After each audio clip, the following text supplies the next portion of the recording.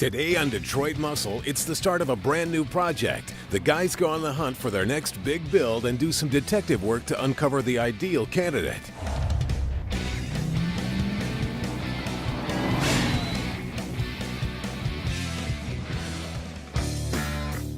In recent months, we've combed the countryside looking for Detroit treasures, exploring boneyards and barns. We played detective by decoding cars to reveal their factory origins. We've shared tips on how to look for project candidates. And mostly, we've just got a kick out of seeing what we could uncover. But this time, we mean business. In fact, we're on a serious hunt for our next project vehicle. Yeah, we've got word from a friend of a friend of a friend that's got several of those project cars, so we thought we'd come check him out. We came prepared. We got some cash in a trailer and hoping we'd go home with something. Mark Tucker's Automotive Shop's in Lincoln County, Tennessee. Now, from the highway, you'd never know what lies behind it. A bevy of old beauties Mark has amassed over years of wheeling and dealing. Well, I've been collecting probably around 17, 18 years. Are any of these for sale? Very, very few, mostly none of them. Mark turned us loose in this maze of vintage metal, where it's fun to look, even though we're pursuing something special. Gotta watch your step here. There's patches of gnarly, prickly thistle everywhere. Tom, did you know that the thistle is actually the national symbol of Scotland?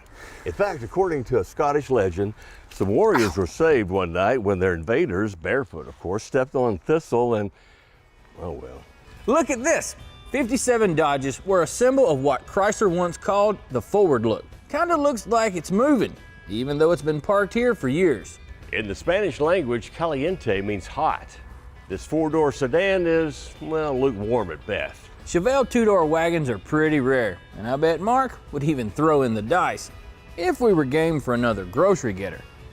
Now, Mark has a special affinity for old trucks, and these rides are the ones he's least likely to let go of. This 71 Plymouth Duster would make somebody a nice project car. Probably not us, but it's worth a look. Joe, is it rusty on that side? I don't know. Well, Plymouth Satellite. This was in pretty good shape too. You know, this is considered an entry-level Mopar to a lot of people, and some people take these and try to turn them into something they're not, which is not very cool to us. If we get a Mopar, we're going top shelf. Something like this, 1970 Challenger RT, one of the most desirable, sought-after muscle cars in the world. Of course, some people would refer to this one as a basket case. At first glance, it can be really intimidating, but the beauty behind buying a car in this style condition, well, some of the work of disassembly is already done, and you get to see exactly what the condition of the body is in. It's kind of like this shifter hole here. Now, I can tell you it looks like somebody's cut it out with a torch and a pair of vice grips, but it's no big deal, it can be repaired. But you would never see this with a shifter boot and the carpet laying in place. Well, this old Challenger's missing an engine and trans, which is fine with us because we got plans we'll tell you about later. It's also missing a fender tag, which usually goes there, that tells you about all the options. Not to worry though, still got the VIN number, and that tells us a lot too. J's the letter designation for Challenger. This tells us it's the basic Challenger, not an RT, otherwise this would be an S. 2 and 3 tells us it's a two-door coupe. This next letter is for the engine type, a 318. 0 means 1970. B tells us it was assembled in Hamtramck, Michigan. And the last digits are sequential production numbers, which started at 100,001. Actually, this being originally a 318 car is pretty good news for us, because now there's nothing wrong with dropping in a big old bad, what's that iconic engine? Starts with an H, ends with an ME. Now, this car being on a rotisserie is a huge help, especially with the inspection side of it. Now, looking at this car, it's got some rust in the trunk pan, which isn't no big deal. And I've heard from a few of those Mopar gurus, they almost think these cars were shipped from the factory with a little back here above the tank. Well, a little rust like that's no big deal. A car like this, I'm kind of excited. What do you think? Yeah, if the doors and fender is as nice as the car itself, we've got us a candidate. We'll just have to see if we can get it home today. Let's go talk to him. Getting the deal done was a lot easier than getting the Challenger out of the lot and onto our trailer. But at last, we're homeward bound with what promises to be our most exciting project ever.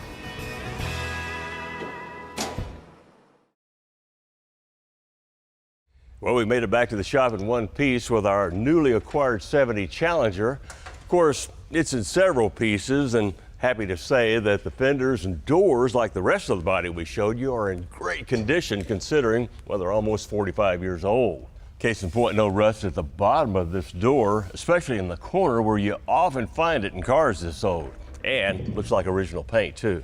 Another common problem are fender bottoms. Ours are in really good shape. The fender itself, well, it has a few dings and pop knots in it, but nothing's really bashed in. So a quick trip to the blaster and several of these components will be almost ready for paint. But before we can make that trip, well, we got to get the rest of the car stripped down.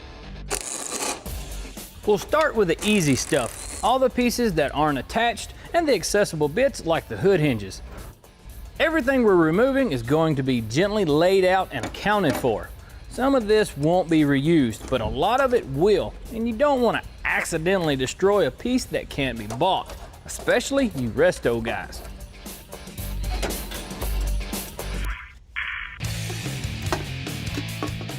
The steering column gets detached from the box, then a couple of bolts mean it can be removed. The dash is a little more involved, with some pretty tricky bolts to deal with. But like everything else, it comes out too. Then the heater box is an easy victim, as well as the pedal assembly.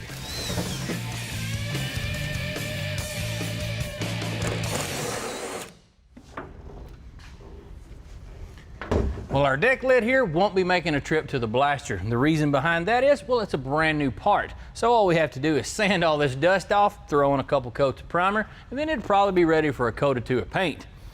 A little bit closer. This fuel cap is an iconic Mopar tidbit that we want to take really good care of. Oops, just a few screws is all it takes for removal.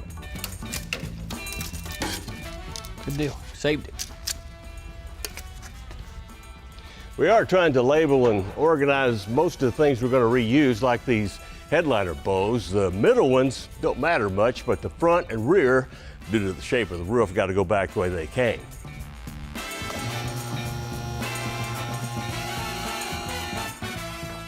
Some of these bolts are pretty stubborn and rusted, so we'll bust out a can of WD-40 rust penetrant to make removing them easier.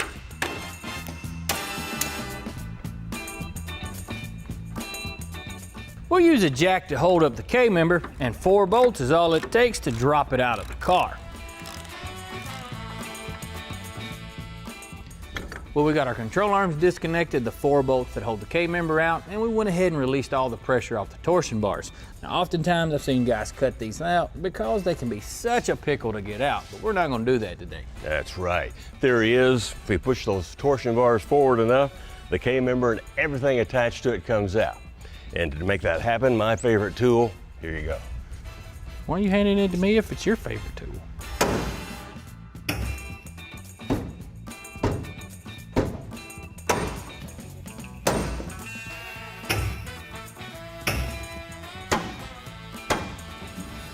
This side's out.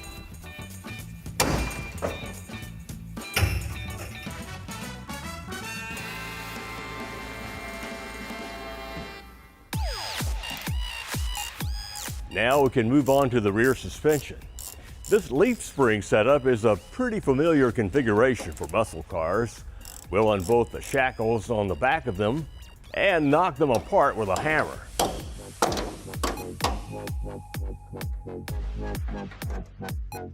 These super rad air shocks were a big deal back in 1983, but we don't think they'll be included in the rebuild.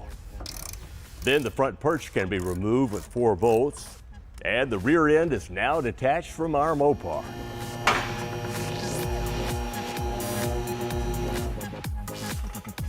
Since we're about to head to the blaster, we'll put the body on a rotisserie to make moving it and blasting it a whole lot easier. We've made some special brackets to attach it to the car, and you'll probably have to do the same with pretty much any vehicle once you find a good attachment point. Well, we got it on the rotisserie, so now we can roll it out and make a short trip to the blaster. You know, I'm gonna miss this Go Mango paint. Hey guys, we're at Blast from the Past and you've seen us use them a number of times. We're dropping off our Dodge so that we can get it stripped down and ready for some color. But before we do all that, I'd like to talk about the media and its purpose. Now you all seen this fella, it's Vance. He's pretty much the head honcho here at the shop. I see you laid out a few of the medias. What do you got?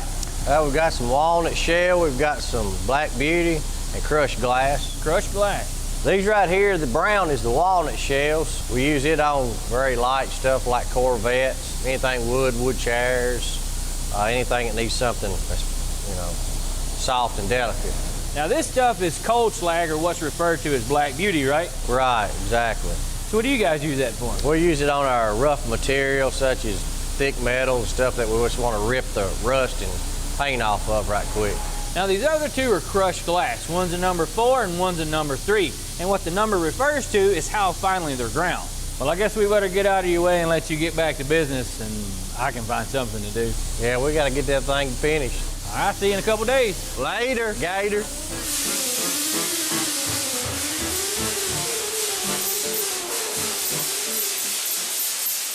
And a couple days later, ours is back from the blaster. We've got a good bit of metal work ahead of us, including a roof replacement, but we expected that. You know, it's a funny thing, but we've had talks about what we like about the 1970 Dodge Challenger even before we got one. And we also talked about how we could make a great thing even greater.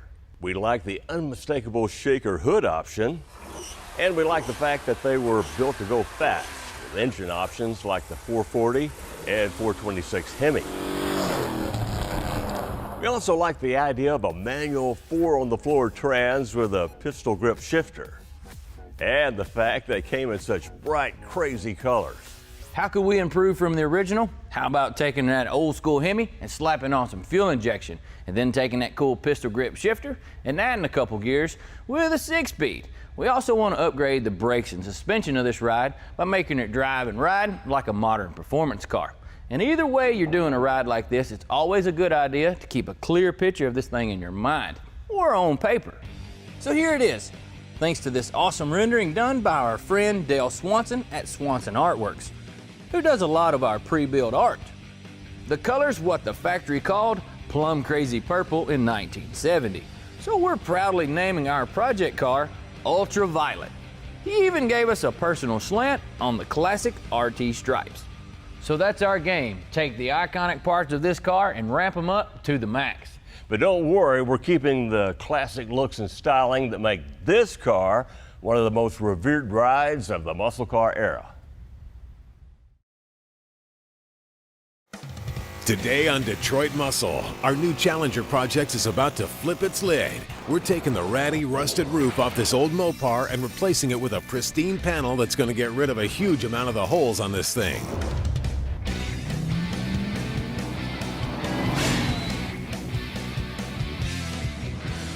Today on Detroit Muscle, we're on a Mopar mission as we bear down on our newest project ride, this 1970 Dodge Challenger. When we found it recently, the body was amazingly straight with little rust for its age. The stock 318 engine was gone, which was great considering our horsepower plans. So we wrote the check, hauled it home, and started the teardown, saving as many original parts as possible. We even had a rendering made of our vision of the final piece and gave it a name, Ultraviolet. Of course, we made a trip to the blaster before getting down to our first phase of real work. We knew from the get-go we was going to have to do something regarding the rust on the roof of this car. Now from the factory, this thing came with a vinyl top, and back then they used to glue the vinyl straight to bare steel, which caused it to rust from the outside in. Now somebody could patch this roof up, but they'd spend a boatload of time doing it. And our car, well, really and truthfully, we could put a new panel on and be a better repair and a faster repair. Now you may be sitting there and being a little bit intimidated about cutting on the roof of a car, but after you see it done, probably gonna raise up your comfort level just a bit. Well, this should raise your comfort level a lot. New replacement metal from Classic Industries. To get an idea of how all this goes together, kind of think of it as making a sandwich, with the A-pillars being the bottom bun, Drip rails being the bologna that goes in the middle, and for a top bun, this replacement roof skin. Well, we got to get rid of the leftovers first. Those leftover Joe was just talking about, well, that's these rusty panels that have to come off. My first means of attack is using a shear bit inside of the air hammer, and then I'm going to follow all that up using a spot weld cutter. The beauty of the shear bit is how it makes super quick work of that sheet metal. But if you're not careful, it can also be its drawback. Right now, we're just trying to cut the skin of the roof. We don't want to get into the structural pieces or the edge where the spot welds are.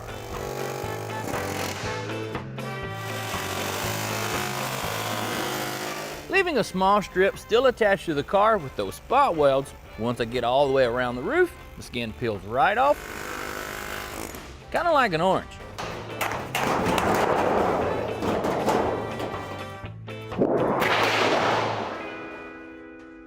With the majority of the roof out of the way, it's time to start working on all the little bitty spot welds on it. And to do that, we're going to use this spot weld cutter kit that we got from Matco. Now this thing comes with a couple different cutter blades on it, and it's also a 5/16 size. They make them in a couple different ones depending on the size of spot weld that you need to remove. I guess it's time for us to get started. With an automatic center punch, I'll make some pilot holes on each spot weld to help seat the cutter. Don't be tempted to use a drill bit to do this. The idea is to cut around the spot weld, not through it. A regular drill bit can also cut into the second layer, which you don't want.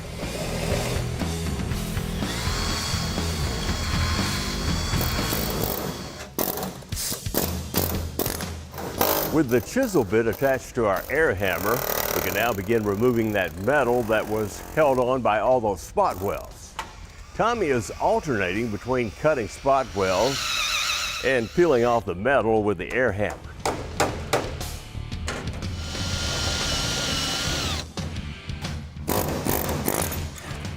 Like always, when you use the air hammer, be careful not to damage metal that you don't want to hammer away at.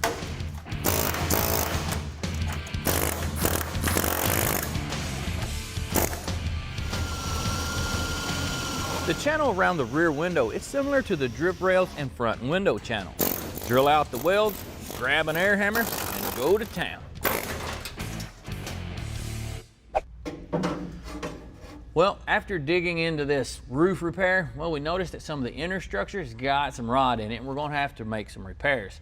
And it's going to involve slicing and dicing it up a bit, and we don't want the car to move around. So what we're going to do is add in some tubing to keep that from happening. It's not really all that big of a deal. We just got to do a little bit of welding. These can be pretty much just nice solid tacks because they're going to get cut back off eventually. We'll use the principle of triangulation to add strength to our brace. After all, using triangles in structure is one of the oldest tricks in the book. That's it. Well, here is some of that rot that Tommy referred to, and it's in several places around the roof, but it's something you'd have to expect from a 45-year-old car. And it's something easily remedied with a little patchwork. After marking the area that you want to cut out, with a cutting wheel on a grinder, the metal can be removed pretty easily. You want to cut a little bit outside of where the rod is, but don't get too crazy. You just make a bigger hole, that will mean more work. A sanding disc is useful to help dress the area where the new panel will be welded in. And once we've replicated the curvature and shape of the old one, we can begin fitting it. Since this part of the car isn't flat, you'll want to tack the piece and shape the metal to fit. Once it's laid down flush with the stock panel, you can tack it in the rest of the way and begin welding it in for good.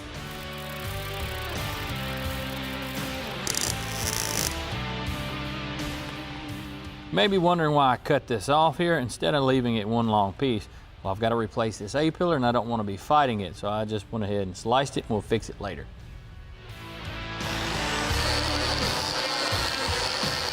Once it's welded in, we'll dress the welds with a grinder and then repair the rest of the bad spots. Coming up, we'll continue the roof replacement on our Challenger with an A-pillar swap and drip rail install. Well, with the patch panels in place on the roof skeleton, we can get back to the original mission, which is replacing all the sheet metal. Now, the next piece of the puzzle is the bottom bun of that sandwich we talked about earlier, the A-pillar. Now, we got to drill out some spot wells like we did on the roof earlier on this thing. Then we'll take it off, clean things up, and install the new piece. By the way, this A-pillar from Classic Industries is as close to the original gauge steel as you can get. Now, you might find one that's cheaper, but it's not going to be as durable. I'll start the removal process by making a couple of marks on the inside of the A-pillar, which I won't be removing, and then measure from those marks to the 90-degree spot on the A-pillar part that I will be cutting off. This will become important in locating the new piece. I'll show you how in a minute. Now we want to get rid of all those A-pillar spot welds. And here's why you need sharp spot weld cutter bits for this job. In some places, you're going through a single layer, the top one, to get the pillar off. But in others, like on the cowl, you're cutting through 3 layers of steel. We'll work our way up from the bottom to the top, drilling spot welds as we go. This spot weld on the roof brace really shows how these cars were put together. Here you see the roof brace top skin, the A-pillar, and the structural layer of the roof brace all meeting in one place and spot welded together.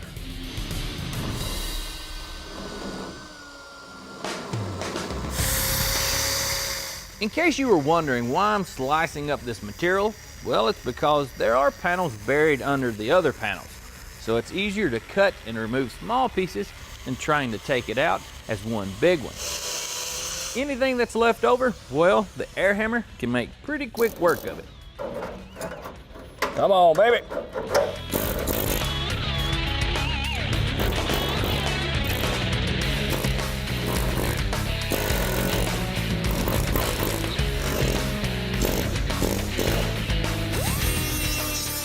We need to attack the area with a grinding wheel.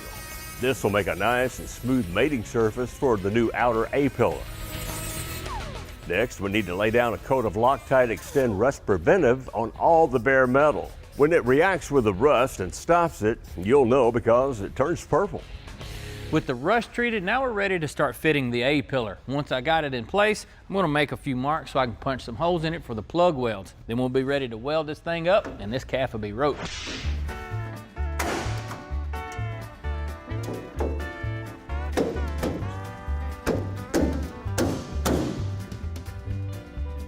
With the pillar in place, I can make a few marks for the holes that need to be put for the new spot welds.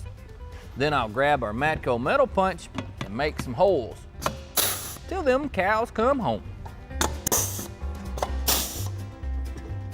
Now, if you remember earlier, I made me a mark on here to give me a reference point, and what that tells me is how close this piece is to the edge of the glass, kind of in a way. Because with the A-pillar being replaced on this side and that side, if they both were in, let's say 1/8 of an inch, well, that's 1/4 inch too tight, and you can run into trim and glass fitment issues. Well, it looks like we're a little bit better than a 1/16 off from what we were earlier. So tap or two with a hammer. One more time, I think we'll have it.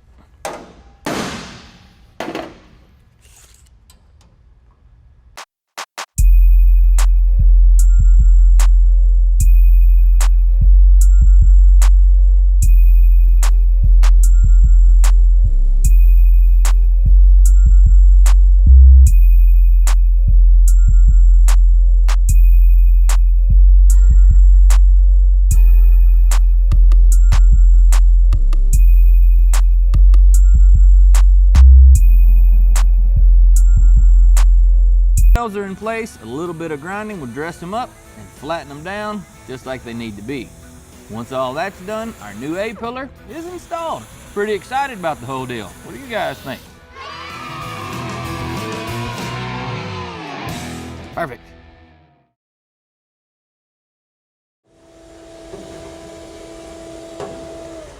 Well, now that the A-pillar work is behind us, we can start giving this Challenger a roof using those replacement parts we showed you earlier. Because of alignment issues, the roof skin's got to go on before the drip rail. Go ahead and get on up top.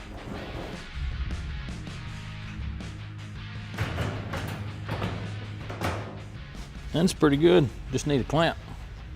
I think this thing's going to fit. The drip rail goes here under the roof skin, which, like I said, we'll use to locate the rail in its new home. A couple of tacks from the bottom side are a handy way to keep the rail in place after you pull the skin back off. You have to do that in order to access the top of the rail to place the spot welds. With the roof skin back in place, we can finally start getting it welded back to the car. There's just a few spot welds here, then a few more here, and a few more right over here. Once those are burned in, you can cut those tacks off the bottom. Now, you don't have to address these welds. Nobody's going to see them, but that's up to you.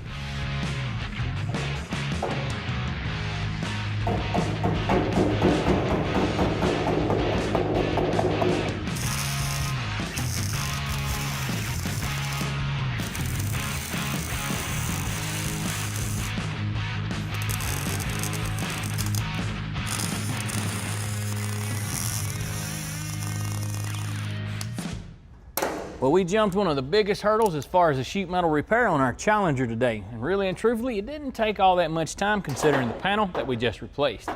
I'll tell you one thing, Tom, it's one major step of many on our road to creating the ultraviolet Challenger.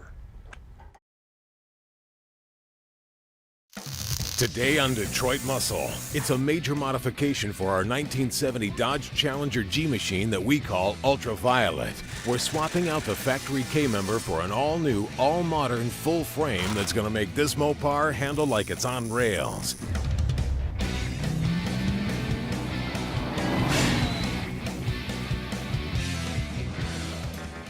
Our 1970 Dodge Challenger project, lovingly dubbed Ultraviolet, is still in its early stages. After we tore it down in the shop, saving all the hard-to-find pieces, we removed the chewed-up old roof skin and replaced it with a new one. With some, but not all, of the metal patching work done, we're going to switch gears. When we did the teardown, we also removed all the factory suspension out from under this car. Now, oftentimes you guys see us take a few of those, beef them up a bit, and make some improvements on them. But with this car, we're going to come at it at a little bit of a different angle, and I bet it's going to surprise a few of you. If you know your muscle cars, you know these Dodge Challengers came from the factory with a unibody setup.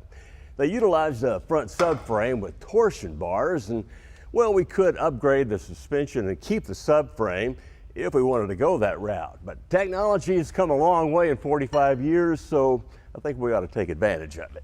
Check this. This is what we'll be using to give that Dodge 21st century handling. It's a G-Machine chassis from Schwartz Performance. With about 20 grand and 2 days of work, you can convert your unibody pony car into a full frame setup. Well, now I want you to meet the guy behind all this technology, Jeff Schwartz. You know, I know there's a lot of science in this setup. How's it going to change the driving characteristics of our Challenger? Well, Joe, it's going to ride like a high-end luxury car and handle like a sports car. Starting at the outside moving inward, we have the 14-inch Extreme Plus brakes. These are manufactured by Behr for Schwartz Performance. The rotors are 14-inch diameter. The calipers are a 6-piston design and a very rigid structure. Schwartz manufactures a custom steel spindle that's designed to withstand the combined stress of G-machine turning and muscle car weight. It bolts to a billet aluminum steering arm that they also manufacture. One cool feature is this adjustable bump stop that helps keep those oversized tire combos from chewing up the inner fenders. When Jeff was talking about it riding like a luxury car, here's why. These 16.5-inch shocks have a ton of travel, which of course improves the ride. But there's a performance advantage to this as well. This longer suspension travel also helps in a handling situation. If you're going around a corner and you encounter a bump, if you have very short suspension travel, the car will lose adhesion, the tire will lose contact with the road surface, and the car will actually slide across the surface of the pavement. With longer shock travel, you encounter a bump while cornering, the shock absorber will absorb the bump and the tire will still stay planted on the ground. Our upper control arms have needle bearings with grease fittings. This offers a nice smooth ride quality with no deflection. The shafts are slotted on the top so that you can adjust caster without using shims. The chassis also comes with a race-bred tubular sway bar. They're attached with billet end links and nylon line rod ends to keep you from having any bind issues. The rack and pinion steering pivot is in line with the lower control arm pivot. So what does this do? Well, it goes a long way in getting rid of bump steer. Well, Jeff, tell me something about this G-Machine chassis going under our car. Well, Joe, it's constructed from 2x3-inch mandrel bent tubing, and it bolts into the structural areas of the unibody without any floor cutting. Well, like up front, I see you got the racing style sway bar back here. What about some of these other suspension components, though? Well, we've got a triangulated 4-link rear suspension. It uses nylon lined spherical rod ends. And again, that is for bind-free operation. It allows the rear end to articulate and gives you a smooth luxury car ride with awesome handling. All of our chassis come with a Moser differential. In this case, we used an aluminum third member, the billet Daytona bearing, and a large 1350 billet yoke. Using a 9-inch Ford-style rear like this has been a mainstay of performance for decades, even in Chevys and Mopars, because of their combination of strength and ease of servicing. But they do contain a weakness when it comes to the modern G-Machine style events that a lot of enthusiasts participate in. No big deal, there's a great way to get around that problem. From day one, our chassis have featured a full floater rear end. What that means is the axle floats within the rear end. It's got large diameter tapered roller bearings here, and this drive plate mates with the axle. This drive plate is what turns the hub and the wheel. The advantage of a full floater rear end is in a normal Ford 9-inch, there's a wetting ring, and that wetting ring will press off the axle due to the G-forces that this chassis generates. And that'll cause pad knockback issues, and you have a potential for brake failure.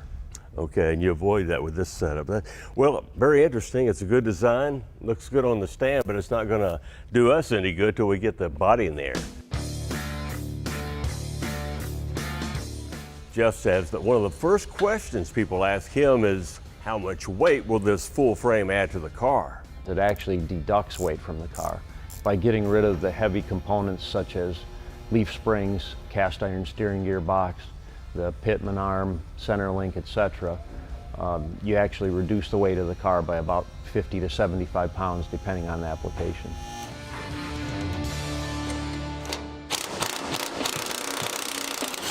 In order to be able to get the frame under there, the rotisserie needs to be detached from the Dodge and get rolled away.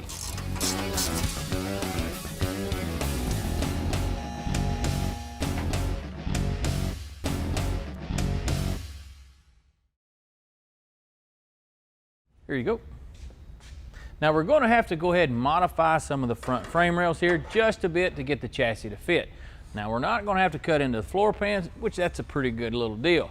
But we are going to have to cut the rear rails just a small bit to make it all work great.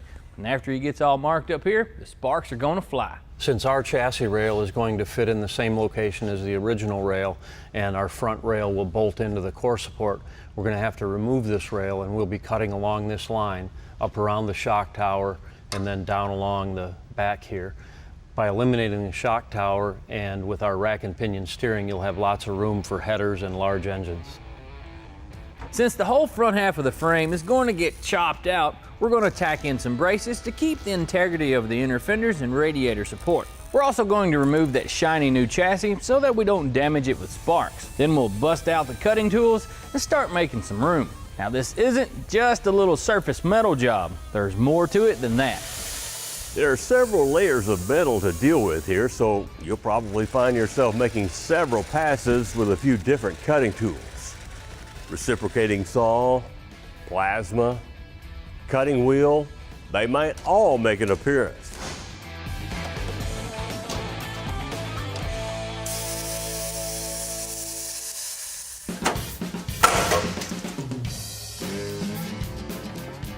We'll need to make room for the shock tower on the new frame.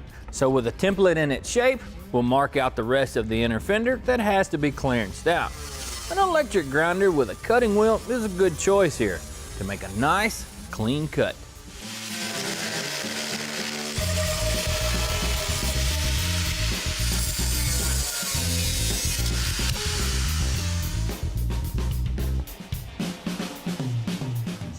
Well, now that the front of the frame's been properly located on the core support, time for the next step, and that's to make marks on the factory torsion bar cross member, cut a couple of slots, and then weld up these heavy-duty plates.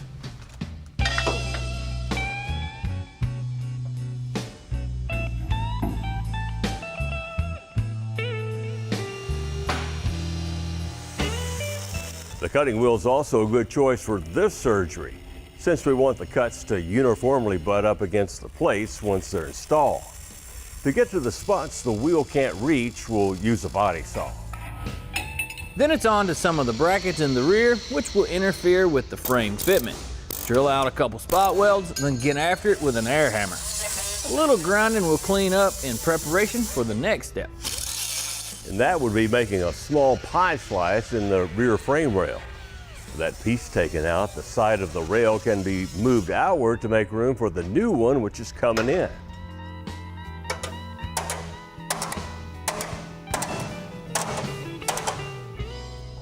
Now Jeff just made a relief cut on this forward side of the rail for his chassis. Now we're also going to make a little bit of clearance room on this shock brace for the shock brace on his G-Machine chassis. So a little bit of burp saw, a whole lot of noise, we'll be a step closer.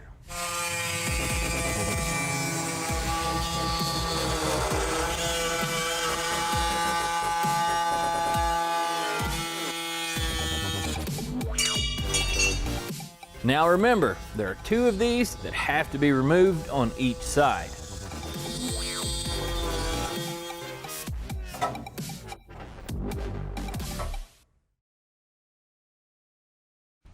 Hey, while you were gone, Tom welded and dressed up the frame rails that were narrowed in the back.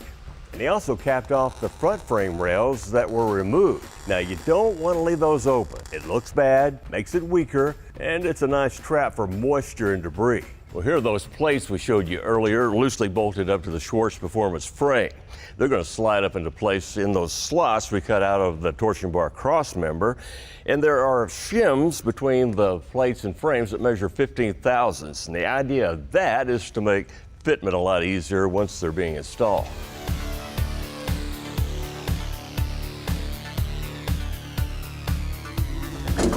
First, we'll bolt in the front horns of the frame to the radiator support.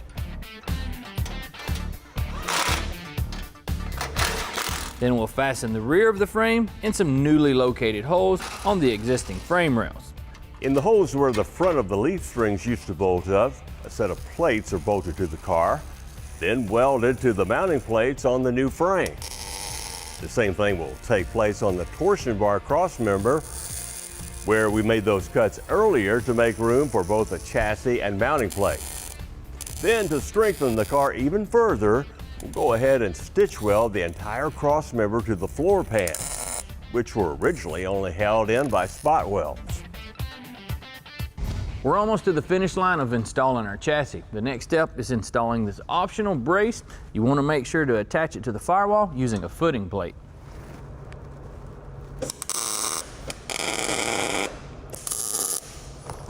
Now we're only tacking this thing into position because we need to make sure that we have proper wheel clearance. We may end up having to move it to the inside, so we'll just have to check that and see where it goes. Those temporary wheels on our Dodge mean that we've accomplished our goal for today, making this thing a roller by the end of the day. And I think this Schwartz Performance chassis installation was easier and, well, less painful than even we anticipated. And considering how much this is going to improve the handling of this old Dodge, I tell you, this is a no-brainer for those of you who want to get the most out of your muscle car. And one more thing, the old Mopars back in the day had the engine and tranny offset to the passenger side. Yeah, the guys at Schwartz kept the offset and built motor mounts and a transmission cross member to match it. Pretty handy. And it's going to help us when we get to work on that transmission tunnel for the big 6-speed we're going to install. It also allows us to go ahead and drop in our plastic engine for mock-up. Now this is a Pioneer block that we got from Summit Racing.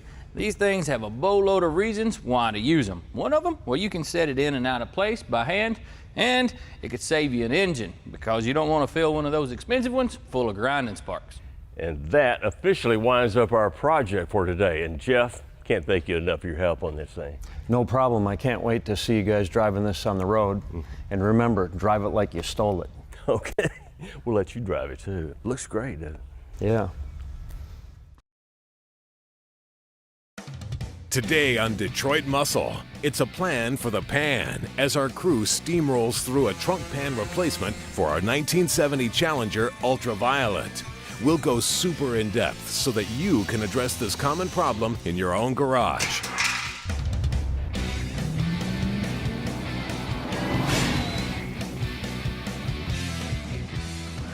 Project Ultraviolet, our 1970 Dodge Challenger resto mod, is nearing the next phase.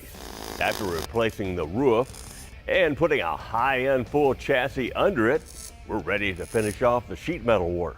Now we've got most of it knocked out, including getting the quarter patched. Now the doors and fenders, well, they were in pretty good shape, so we went ahead and hosed on a couple coats of primer. But there are a couple of issues that need to be addressed. And one of those, well, that's the trunk pan. When we got this car, we knew it was in need of some attention. That's one big reason to get a car blasted if you're going for a high-end build, because it revealed the true extent of the damage. It's pretty rotten and probably beyond trying to save. There are some spots on this car where we can simply make patch pieces to fill in the holes. Since that trunk pan is beyond the patching point though, we're gonna outright replace it. And to make that happen, we'll use this replacement piece we got from Classic Industries. You can use the entire trunk floor or use sections of it depending on the damage of what you're replacing. Now we're not going to use the entire panel for our application, and there's a couple of reasons why. Well, originally this floor goes up and under the tail panel, and to put it in, we'd have to remove it. Also, the pan is so wide, well, either the quarter would have to come off or the tail panel itself just to slide it in as one big unit. So we're going to end up cutting it down the middle on the new part, which, after a little bit of body work, you'll never know it. To start with, laying out a roadmap for your cutting is a good idea. You want to pay attention to several things. Where are the braces under the pan? What parts of the factory pan are going to stay in the car? And where are the spot welds that will have to be cut for removal?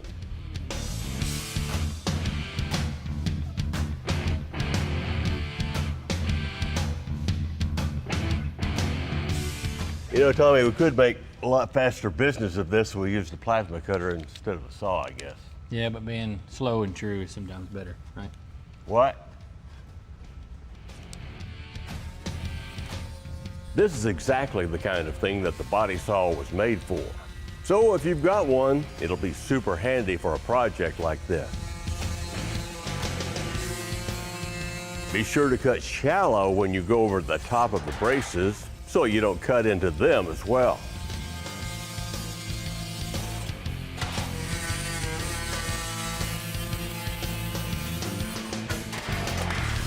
Now that was a lot of cutting, but we're ready to move on to the next job, which is what? That's going to be drilling out a whole bunch of spot welds, so I'm sure you want to be a part of that, right? I want to be a part of taking a break. Just like when we swapped the roof skin on this car, the trunk pan has its fair share of spot welds to keep it married to the framework. Use a spot weld cutter on the ones that are attached to the braces so that you don't accidentally punch through the brace. There's still a little metal that has to be cut out. These things don't just fall out by themselves. An air hammer is another handy tool to have for removing one of these pans. Like with your cutting tools though, this thing is pretty aggressive, so don't mess up your braces while you're removing the sheet metal.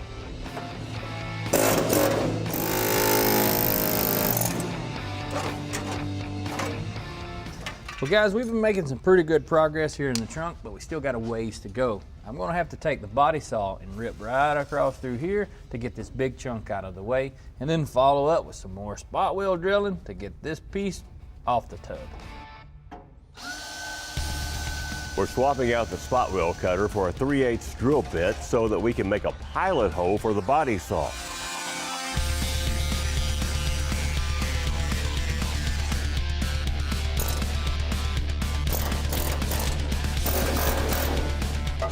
Since we don't want to slice through an additional bottom layer of metal here, we'll switch to the cutting wheel to finish the cut.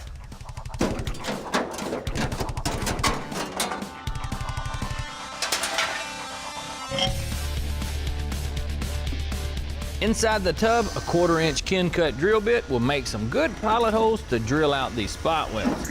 Then back to the 3/8 bit. We can use a regular bit here since it's okay to punch through both layers.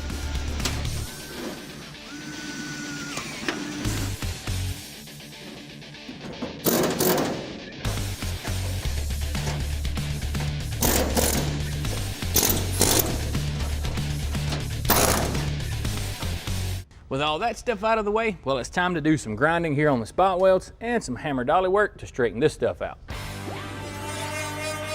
The flatter you can get the surface in these spots, the better your new panel will attach to the braces.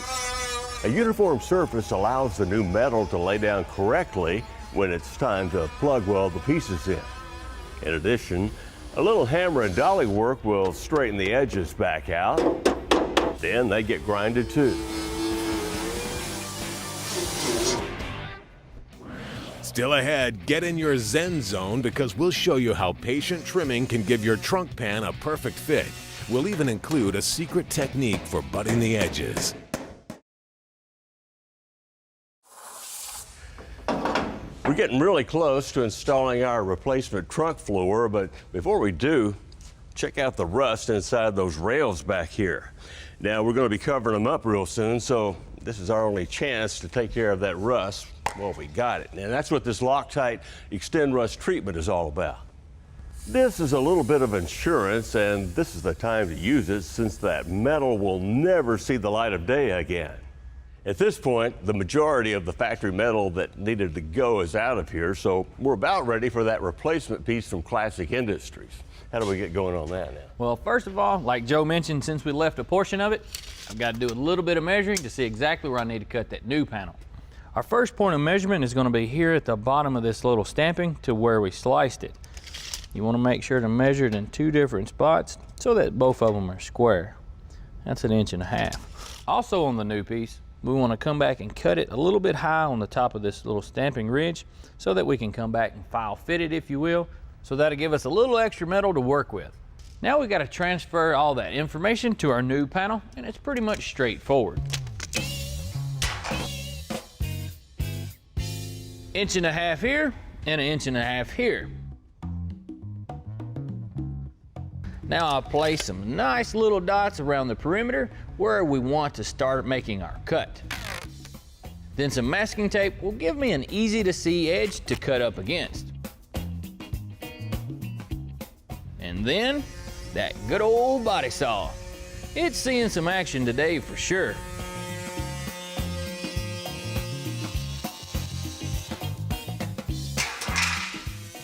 Don't forget the corners. Well, all right, guys, I know we mentioned earlier about cutting this thing in half because it wouldn't fit, but we're going to give it a shot just to see, because if it does fit, it'll save us a little bit of time.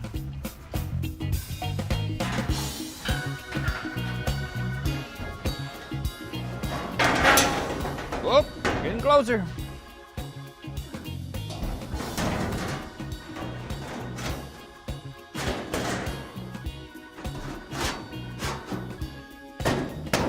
Well, now we got to do a little trimming. That saved us a bunch of work. Well, it's still hitting right here in the middle, so we're going to have to kind of notch out around that and then do a little more trimming on this excess. But it's better to make sure that you cut it too long than too short, because it's easier to trim it up than trying to stretch this thing. Taking a look at where it's binding up, a few marks will tell us where additional cuts need to be made. Like we said, that body saw is carrying the bulk of the cutting. But if you don't have one, a good cutting wheel can do a lot of this for you. Some hairy spots might require something else, like tin snips. A little extra trimming can also be done with the pan in the car.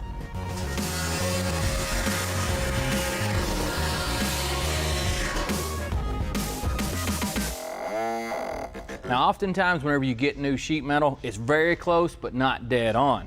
Right here in the middle of this curve, the little lip that turns down that welds into the corner, well, that's actually at an angle, so we need to take it back out and hammer it square, if you will, so that whenever it slides into place, it'll go straight down instead of digging into the wheel tub.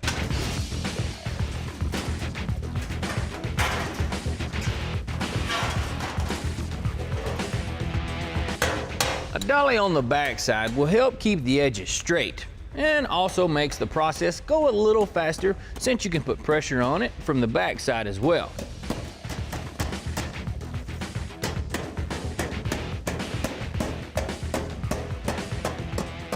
Since the corner is wanting to crinkle up, we'll have to make a relief cut to let the two pieces overlap slightly.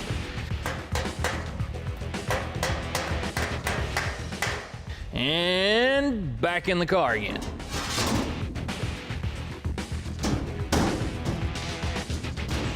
That fits a whole lot better now. And we still got to do a little bit more trimming down here on the end to let this thing lay on down. But don't get discouraged whenever you're doing something like this, because it takes several tries to keep trimming and trimming to get that piece just where it needs to be.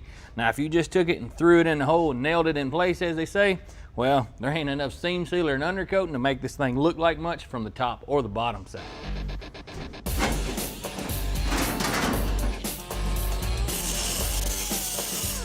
Like Tom said, properly fitting one of these panels might take a lot of trial and error, in addition to placing it and removing it from the car quite a bit. But a proper repair can't be rushed.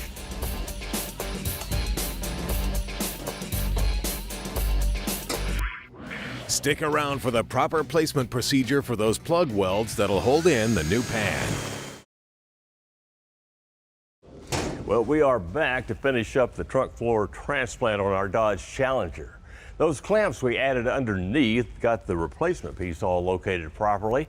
However, they also added some extra tension, particularly back here. So we're going to add a couple of Clecos, one back here, one up front, remove the clamps and move on.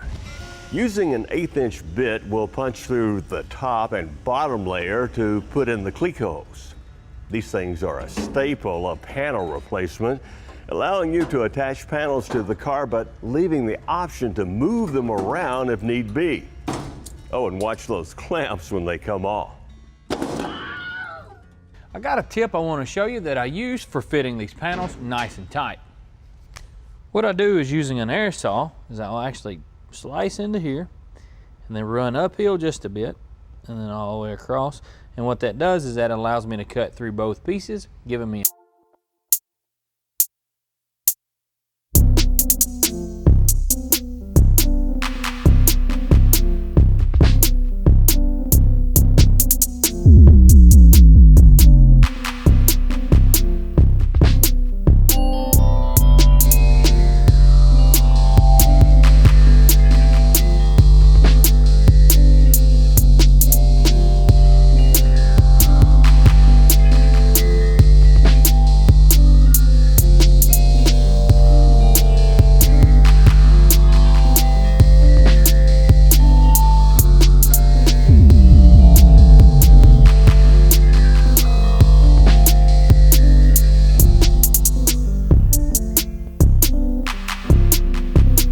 inside the lines that Tommy drew that represent the width of each rail.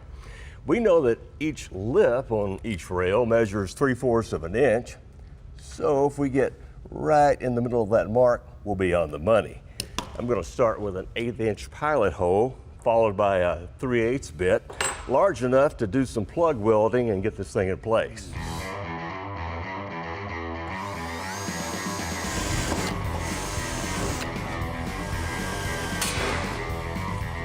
After that, we'll jump up to a 3/8 bit to finish out these holes.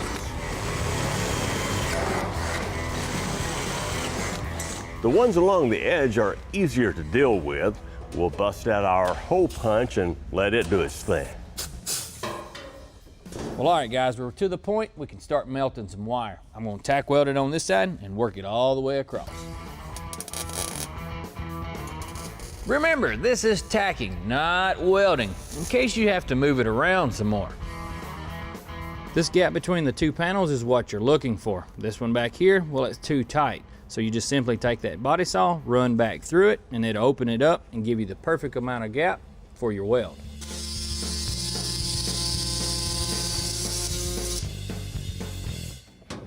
Still ahead, it's the floor finale as we finish off this sizable stern surgery to complete our trunk transformation. While you were gone, I went ahead and finished tacking the back seams of the new pan. I had to do a little more trimming to make it fit, but that's no big deal. I'm also having Joe hold a pry bar to push the metal down so I can do the first few plug welds, AKA rosette welds.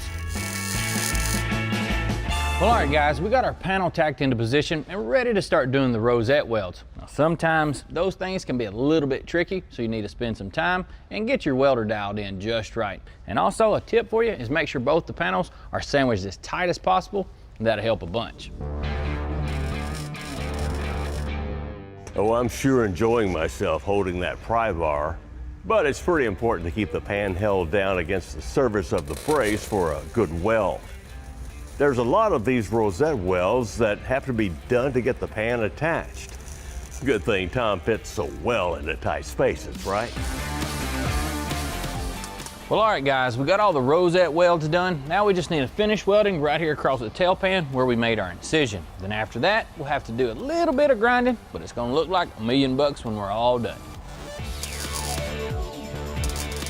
Now, just like if you were welding on a body panel like a door or a fender, this metal is pretty thin, so you have to be careful to avoid doing too much at once so that you don't warp it.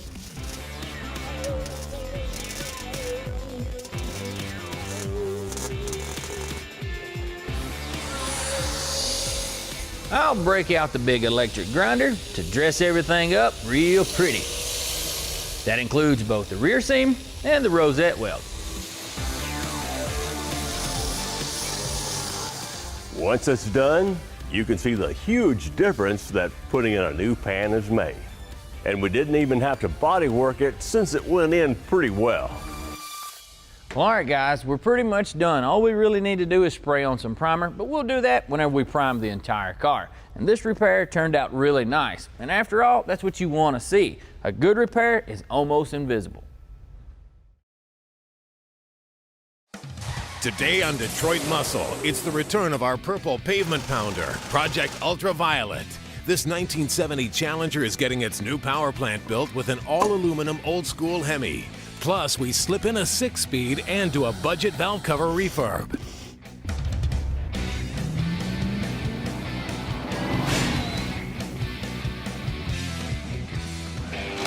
After tearing down our 70 Challenger, we gave it a new roof replacement skin. Then after a few modifications, we installed a complete G-Machine full frame setup from Schwartz Performance. More surgery was required out back. In fact, we removed most of the old trunk floor and replaced it with new metal from Classic Industries. And since you saw it last, we sprayed the body with red oxide epoxy primer. That brings us to this, filling that engine bay with a perfect power plant for our Ultraviolet Challenger. And we think this old Mopar, well, it needs a Hemi. But this isn't just any old Hemi. This is one of the first low-deck B-block Hemis ever made. And old Joe, he's on his way to go pick us one up. That is after they machine it, build it, and test it up at Indy Cylinder Head. If it's got a Chrysler engine under the hood, chances are all or part of it came from Indy Cylinder Head, a company whose name is synonymous with Mopar high performance.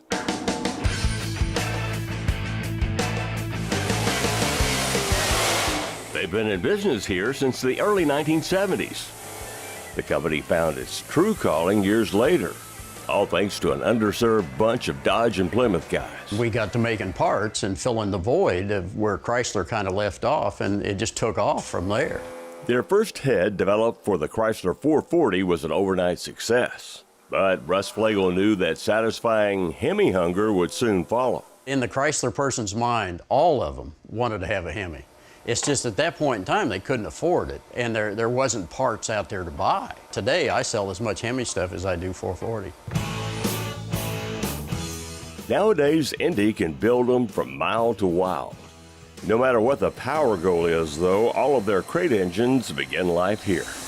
Well, here is our low deck Hemi block, fresh from the foundry, where it's been cast and heat treated according to Indy Cylinder Head specs. Now, all ready for some critical machine work.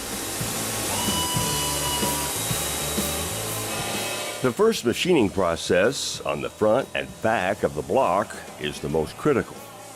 We regard the 2 bell housing dowel pins and the 2 timing chain dowel pins.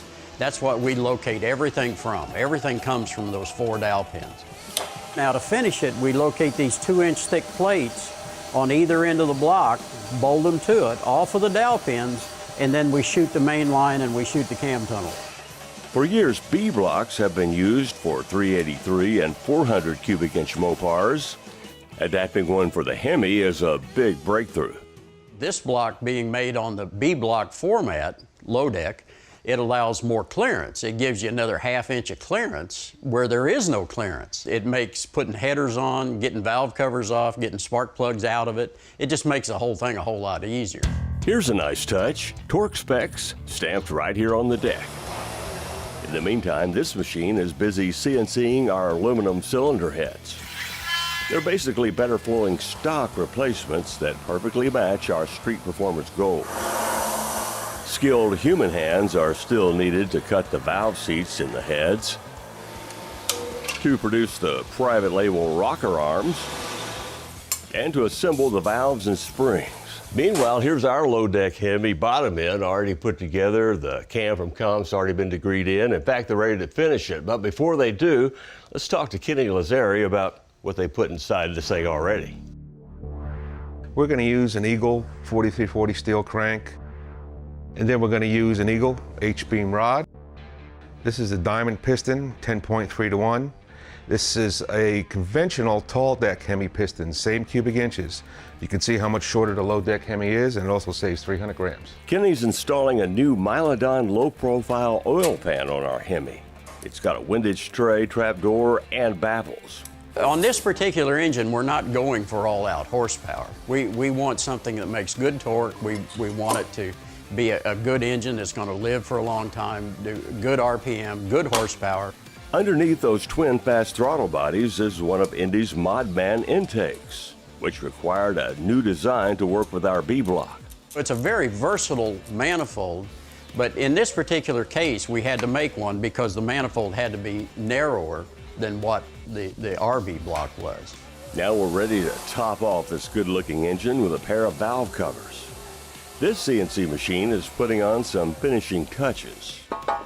Words that convey these are for a special engine for a special muscle car.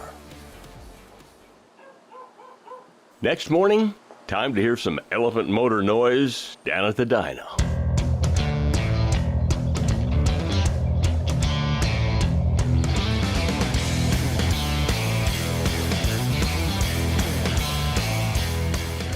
First fire up, and our low deck Hemi sounds great already. After setting a few parameters, the fast program lets Kenny know everything's hooked up correctly, and instantly it starts learning all about the engine.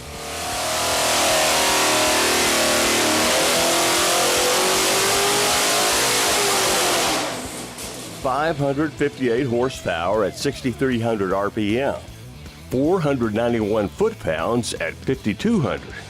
And on a final follow-up run, the numbers were almost identical. As far as safe maximum power, it's right on the money. If you wanted to adjust it, you would look at your idle and drivability, but that's got to be done in the car, hood closed, driving down the road. It's time to haul our Hemi back home. That is, after a brief stop at the scales. This combination has never been weighed before.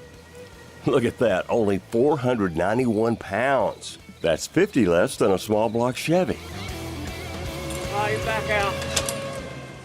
Well, that's a wrap, at least for our visit here. Gotta head back and introduce the stout low deck Hemi to our ultraviolet Challenger. Still ahead, we carve out a tranny tunnel for a big bad 6-speed and install a hydraulic clutch for that smooth actuation.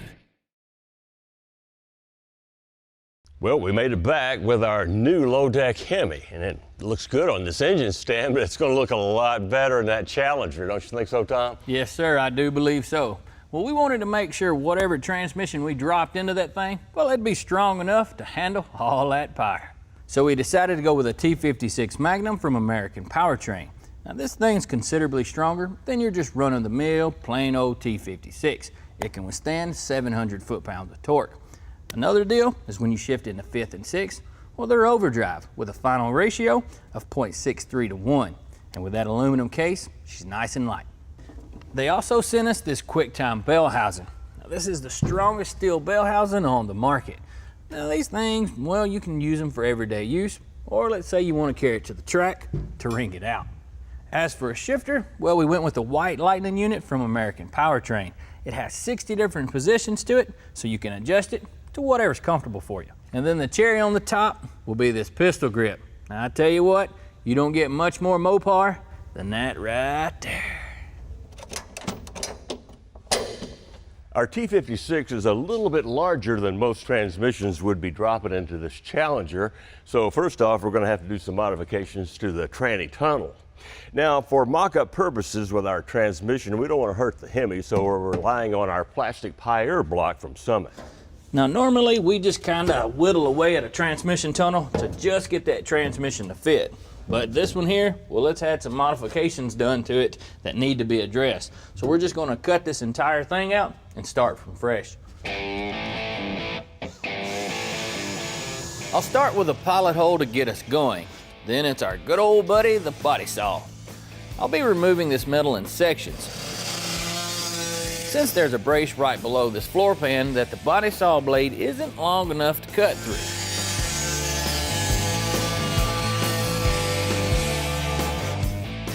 Now that brace will have to be cut to allow clearance for the transmission, but I'll be using a reciprocating saw to make that happen.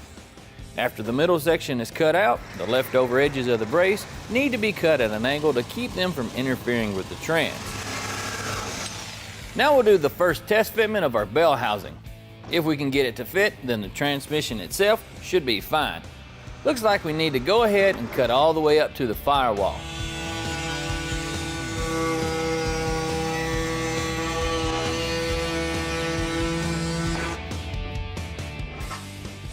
Still not enough room? No problem.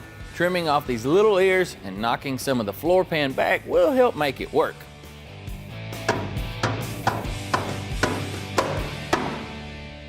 Almost there. There's a little bit left to trim on the firewall and then a little more on the floor.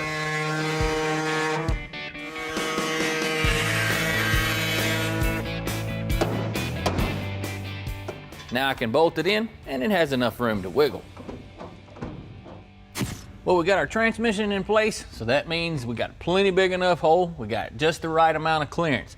Now I need to do some tin work to patch up that hole.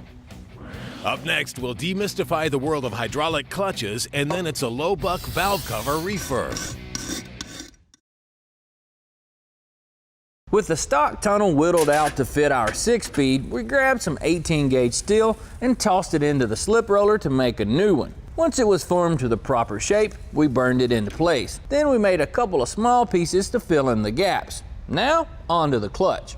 Well, we not only have the components, we got the man who brought them, Gray Frederick from American Powertrain. And hey, good to see you again. Good to see you too. It's been a long time.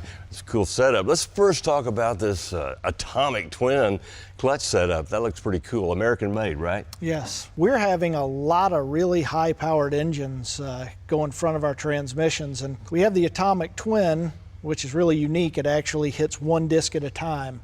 So it's very smooth, like a single disc clutch instead of being like an on-off switch, but it'll handle an awful lot of power. And with the engine that's going in this car, we felt like this was the appropriate clutch for the job. Yes, sir. 558 horsepower. Yeah. Now, we won't be installing the clutch right away, of course, but we will be mocking up the pedals and, of course, this Hydromax. Now, I guess you have a lot of questions about what this thing really is. Man, we actually do probably 60 or 70% hydraulic clutch systems now. A lot of guys are getting away from the mechanical systems. And there are a lot of questions about them, but They're really pretty simple. You got a master cylinder, and this part actually just goes on the firewall. You have a hose going down to this thing. This is the hydraulic slave or hydraulic throwout bearing, and it works a lot like a brake caliper. Just fill it with fluid, push on the master cylinder, and it pushes on the fingers of the clutch. Very simple. And of course, you guys also furnish the pedals, which is pretty handy for a Mopar guy in his project. Yeah, we actually make these E-body pedals along with B and A body pedals. When people call us for a transmission, we pretty much have to be able to provide everything or they can't put a transmission in. So we try to fill the market with anything that the market has run out of, like original Mopar pedals. I know you're using these on your Coronet project. How's that coming? Oh man, it's coming great. We got the paint on, we got the transmission in, the suspension. One of the things that's handy about having my own Mopar, we like to do a lot of testing on our own cars before we send parts out to customers. Well, that makes us feel better. Let's get these things mocked up. All right. With the pedals installed in the stock pedal box, it's a simple matter of slipping them into place under the dash. Hey, Gray, I got a question for you. All right. You pull this little pin out of the pedal assembly before you put them in. Why? Well, this thing actually would be where the original clutch rod would go, but since we're using hydraulics, we get rid of that and put the hydraulic rod there. Don't need it? Nope. Gone. All right. Next question. The master cylinder itself, this bracketry is something you guys came up with. What's the deal on that? Yeah, we call this Hydromax bracket, and it's actually patented. This thing does two things really well. Number one, it gives you the same clutch rod angle as your original clutch rod, so all the ratios between your pedal and the rod stay the same. Gives you a very comfortable clutch. The other thing that this does is keep this rod here going straight into the master cylinder so that it doesn't scrub the seals and ruin the master cylinder. That would ruin it. Well, let's put it in. All right. There's a little bit of clearancing that needs to happen with the carbide bit to make the master cylinder fit, but it's really pretty negligible. 2 bolts will hold it in place once it's installed. Then a hole needs to be drilled on the lever part of the clutch pedal. There's a threaded piece of steel that attaches to the master cylinder. Then a Heim joint attaches to that hole we just drilled. And voila, a working clutch pedal. Well, mock-up mission is complete. Won't be long before we're ready for paint and final assembly. I bet you could help us with that. I'd be glad to come back. Okay, I'm gonna count on it. A classy set of valve covers goes a long way toward dressing up your engine bay. Now, you can buy a new set of these wrinkle finish retro MTs for $150. But guess what? This one's not new. In fact, it looked just like this one when we picked them both up for $25 at a swap meet. Now, the best part is you can pull this trick off yourself in your own home shop. Watch. First thing to do is get the valve cover free of dirt, any loose paint, and grease. We're blasting ours at low pressure in the cabinet, but a wire brush and some elbow grease also works. Now we're going to apply some degreaser, which not only removes the grease, it helps the paint adhere a lot better. To get a wrinkle finish that we can see and feel, we're going to use some of VHT's Wrinkle Plus. You can also use this stuff on accessory brackets and air cleaner housings and such, but the main thing is to lay it down in a crosshatch pattern. First, we'll spray it vertically. Now you want all the coats to be even and pretty heavy. After 5 minutes, we lay down the next coat in a horizontal pattern. And after another 5 minutes, we lay down a third coat, this time diagonally. Again, each coat needs to be relatively heavy to get the wrinkle effect. Now, don't expect to see wrinkles right away. This stuff is very slow drying and takes about 2 hours of air dry. Now, you can hurry up the curing, though, by putting it in the oven at 200 degrees. We've heard of guys using hair dryers, but we're going to try the old heat gun. Make sure you're moving the gun around and heating the surface evenly. After a couple of minutes, the wrinkles will start to spread across the surface. Well, finally, it's time for the artistic icing on the cake. Take a sharp blade and carefully scrape away the paint on top of the fins lengthwise. Use the same technique on the letters. Follow that with some 120 grit sandpaper and use a hard block to make sure you stay on top of the surface. This will give the fins and letters a machine look. Well, what do you think? Not too shabby. Now, BHT recommends you wait 48 hours before reinstalling the part. Meanwhile, you got the satisfaction of saving some money and coming up with your own custom creation. That's double good. The Shaker hood is synonymous with Mopar performance, and today on Detroit Muscle, we'll show you how to custom build one for our highly modified Challenger. Then we'll show you how to install a retrofit steering column.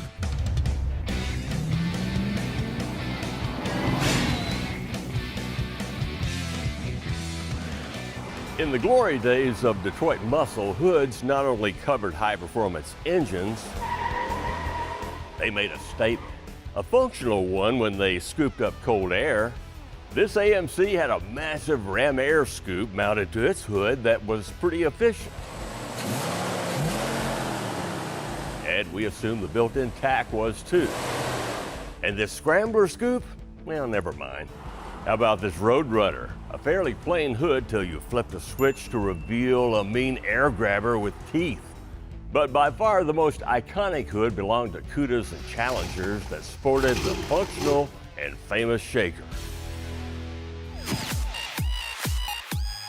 As for our own Mopar project Ultraviolet, a 1970 Challenger that we've been giving the Hemi treatment, well, we said from the start, it's been destined to have a Shaker of its own. Like the one sitting on this Challenger's 446 pack. Of all the 4 hood options in 1970, no doubt about it, Shaker takes the cool factor cake. Just in case you've been living up under a rock and don't know why that scoop's got the name Shaker, this is why.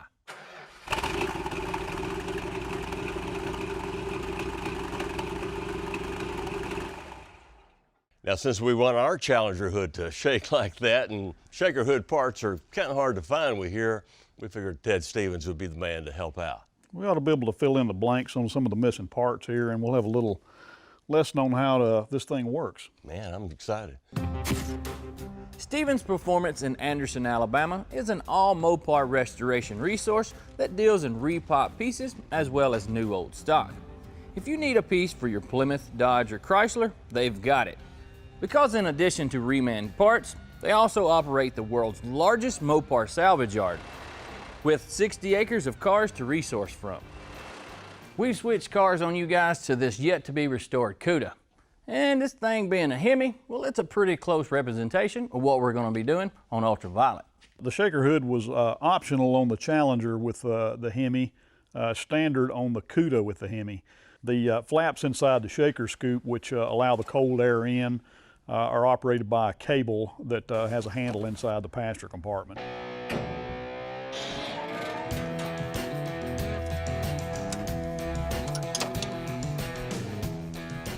We're going to show you how this thing operates. It's a simple cable operated system. Pull the cable from inside the car. It's connected to this cable with a bell crank on the side of the adapter ring. You pull this is actually in the hot position here, or with the cold door closed. Then when you pull the cable, it switches it, closes the hot door, opens the cold door. So what do you mean by hot door? Well, the hot door is where it breathes when the Shaker scoop is closed. It works off of a cable, opens that flap up, breathes through a hole in the adapter ring. So this is just a big flap for the fresh air side? Correct. That's called the cold door. Okay, there's a couple of holes in the bottom of the Shaker scoop that where the water collects, drains through these holes and out these drain hoses. Regardless of the car wrapped around it, the standard Hemi carb equipment was this dual quad Carter setup. The trick is that the throats on these are smaller than the ones on our dual throttle bodies, and our engine's been moved back. So we'll have to modify an aftermarket base plate to make it work. Well, during the Shaker sermon, I was busy back in the Stevens Performance inventory and check out what I got. Hard to find back seat for the Challenger, refurbished hood hinges, some side mirrors, and hey, what do you got, buddy? I got one of those sweet Shakers that everybody wants. So I've been busy too, so get off my back. Okay, well, let's load this stuff up and head them on and get them out. Yes, sir. Where are we going? I'm going this way. This way? Yeah, these are going to work fine. Well, our Challenger now has hinges for the hood. As far as the Shaker goes, well, that's going to be a lot more complex, especially considering our engine and intake combination. Yeah, we've got a couple pretty big problems. One of them, well, the throttle bodies are too far apart to fit this stock-looking base plate. And the engine's been moved back and down to make the car handle better. But what that did is change the location of the shaker. So that's going to be a pretty big task making all this stuff work. Now, bottom line is, it's all got to fit in here. This is a reproduction hood from Classic Industries with the shaker hole already cut out along with bolt holes. Now for the moment of truth. We need to use the hood to position the shaker assembly on the top of the engine. Once we get everything in place, it will tell us just how extensively we need to modify the base plate to make everything work. And on another note, remember, this is just an aftermarket base plate. There's no way in heck you'd want to modify an original Hemi piece to make it work. So hey, don't send us any emails yelling at us, all right? Well, let's see how far off we are, Joe. All right, here we go. Yeah, that's a pretty decent amount. I'd say so. Still ahead, it's modifying that shaker base plate to work with all those custom components to make sure it looks good and works great. We are back. Tommy's getting ready to fab up a solution to our shaker fitment issues. But first, I'm going to do a little tweaking on our base plate that'll help us out now and down the road. This thing is actually two plates in one. The inner plate is stationary, but we can move the outer plate around in different directions. That's all thanks to this crazy long washer here and the square hole. Now, the idea is to get about 1/4 inch of room all around the stud. That will maximize our adjustment potential. And once you got enough all the way around, you can go ahead and tighten down the nuts. We still have to tie this shaker, well, to the throttle bodies. And the way we're going to do that, we're going to make a couple of sheet metal rings, cut a big hole right here where it needs to go, put them rings in place, tack weld the base plate to the rings, and fill up all of our big gaps. It's that simple. Simple. Not that simple. With a couple of strips cut out, each around 3 inches wide by about 17 inches long, we can begin using the slip roller to shape them into rings that will serve as throttle body mounts. We'll make several passes through the roller, tightening it down a little each time to make the curve on the steel sharper. If you don't have access to a slip roller, you can use something round like a coffee can, or shoot, one of those Christmas cookie tins to form the shape of your rings. We just about got our rings made, and what you're looking for is a 5 1/8 inch diameter. Now, if you get them close, that's cool. You can just bend that thing up, put your clamp on it, measure it, and see how much more you need to go, if any. Now, we're right at 5 3/16, so we need to tighten it up about 1/16. And you want to make sure to measure this on the inside, not the out.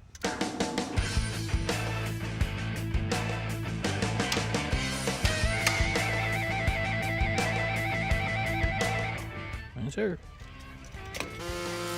Slicing through both layers like this allows you to butt up the ends of the ring and weld them together.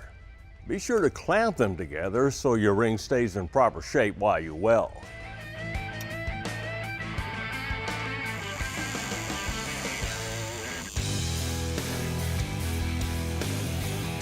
With it welded together, we can go ahead and dress it up real quick like with a grinder.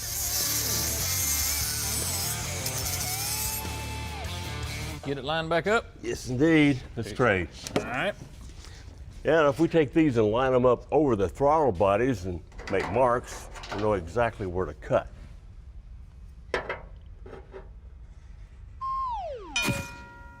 Joe got exactly where we need to cut all mapped out. Now we just need to grab his body saw, get to cut.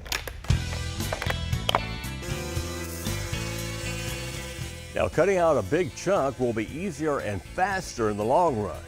You could whittle at it in small pieces, but since you're not skipping around any braces or anything like that, you can just chop it out. The spot welds that hold on these brackets need to be drilled out, since they'll be relocated to hold the plate in place. There's going to be some welding involved, so knock the paint off the area that's getting welded. Oh, and don't forget the backside. Now we can take the plate and check it to see how well it fits to the throttle body. Turns out we're in good shape, left to right, front to back, but vertically, well, She needs a little more work. Well, we're definitely getting closer, but the shaker still needs to come up just a little bit, about a ½ inch in the front and 3/4 in the back. Because originally, it's got a weather strip that goes around that base, and we want it to seal off properly. We'll use some wooden blocks to shim the assembly up to the proper height. Then we can tack the rings we made to the base once we know the placement is correct. With our rings tacked into position, I need to fill this big hole. And the way I'm going to do that is I fabbed up this little piece of metal that's simply going to slide over top of the ring and be welded into place.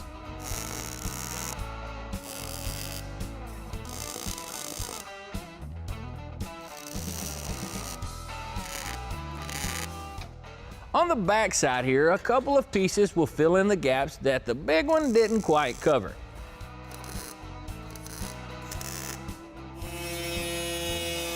With everything burned in, the tops of the rings can be cut off to bring them down level with the plate. Then we'll grind down everything nice and flat so that we don't interrupt the airflow into the throttle bodies. A couple of washers will act as shims for the crossbar, which we need to bring up just a bit so the lip on the throttle bodies can be inserted into the tubes and seat correctly. Well, that pretty much takes care of the base plate. What do you think, Joe? Excellent work, my man, excellent work. Now, you might have noticed in the past few minutes the steering column poking out of the firewall. When we come back, we'll backtrack and show you how we made it happen. Hey, we got one more component to mock up on our Challenger, and it's this retrofit steering column from iDidit. Now, it requires no modification to install. In fact, it bolts up to a manual power or rack and pinion. Now, it comes with their easy Everett keyed ignition, all the wiring we need, and all the underdash hardware, starting with this mounting plate. It bolts to the firewall with the lip of the plate facing the engine side. Here's a little tip for you. It's always a good idea to kind of cover up your shab before you stick it through the wall. You don't want it to get any of those boogered up spots or scarred up or anything. If you lay down about 1 foot of tape just above the bottom, that should be enough to protect the column from scuffing. Next, slide the load plate onto the column with the lip facing the wheel side and slip the O-ring up against the load plate. This will hold the load plate up out of the way while we slide the column in.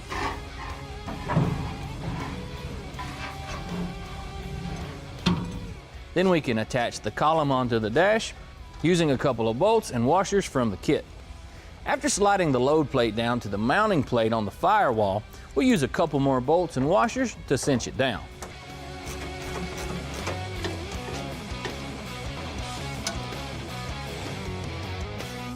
Well, alrighty guys, we've got the steering column installed without a hitch. Now I need to order up a set of headers so I can finish making that steering shaft. You're right, we're on our way. Of course, when we install this thing for real, we'll wire it up and, we got to get our noses into the catalog and find a steering wheel for it. Catalog, really? Online catalog, okay? Oh, okay, buddy, okay, jeez. Today on Detroit Muscle, we've got to plant over 550 Hemi-powered ponies to the pavement in our ultraviolet Challenger. So we're going to show you how to make some big tubs to contain some serious rubber.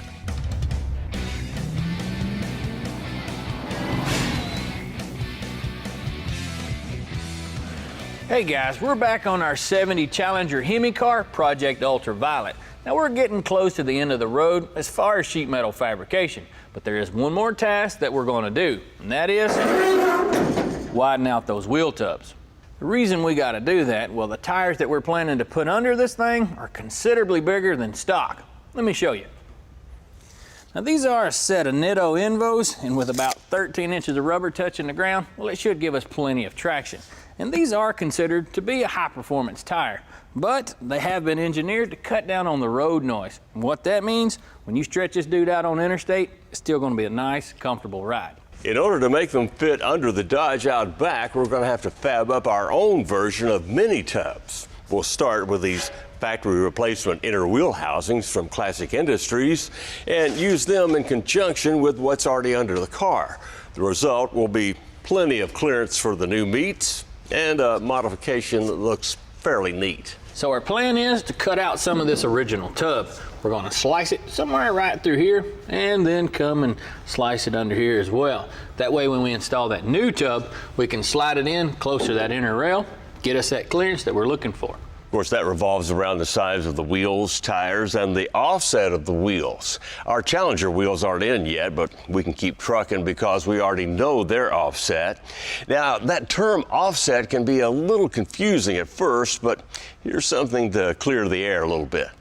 One thing to know is that a manufacturer might say a wheel is 12 inches wide, but that measurement is from the inside of the lips. So from outside to outside, it'll be closer to 13 inches. Then you have to account for the offset. If it mounts in line with the center line, it's 0 offset. To move the wheel outward, you want negative offset. To move it inward, positive offset. You won't find a bigger example of negative offset than this monster truck wheel, about 2 feet of it. On the other hand, this wheel we got from the storage room has positive offset, which creates backspace. Backspace is the distance from the back lip to the mounting flange. The guys at Schwartz Performance have already done some of the homework for us. I tell you, that's one nice thing about having a prefab chassis. They told us that a 19 by 12 inch wheel with a 6.5 inch back spacing will fit under here with a slight mini tub. So I had to do that measurement just to see how slight that mini tub was really going to be. So when we move this closer to that should give us about an inch clearance.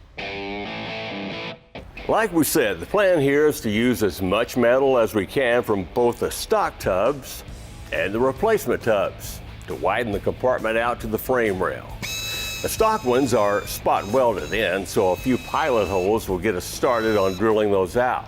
Then we can move on to the spot weld cutter and begin detaching it from the car.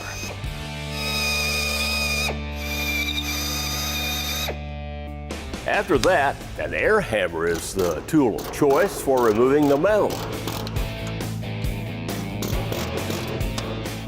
Then we can grab the body saw and cut along the line that we drew earlier. There's a brace behind part of the tub where it connects to what would be the back seat and package tray. We don't want to cut that, so we'll buzz around it. Then be sure to hit your cameraman with a piece of metal. Oh, sorry, Ken. After you get him a bandage, continue cutting around the brace to free up the inner part of the tub.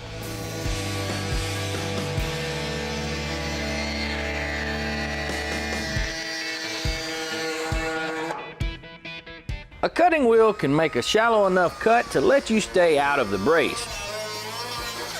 Looks like we need the air hammer again.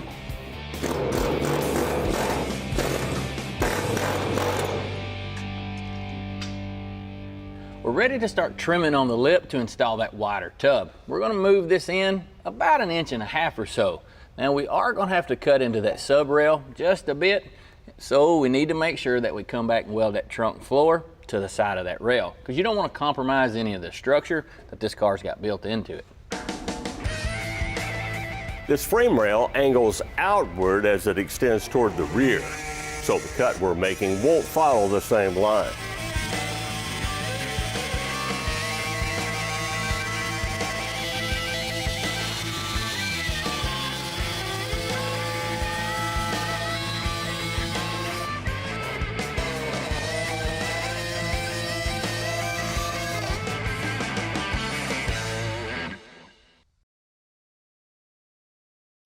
When we left you, we had just cut off the lip that we'll use to attach the new tub on our Challenger. But before we can do that, we need to make sure this section of the floor is still well attached to the car. So we'll burn it down to the frame rail for good measure. A little cleanup work, and she's good to go. Well, we're getting close to welding our tub, but we have to have something to attach it to. So I'm going to use this old piece that I removed, trim it back a little bit so that I can use the tab back on the car. That way we can kind of recycle. And I don't have to make another one.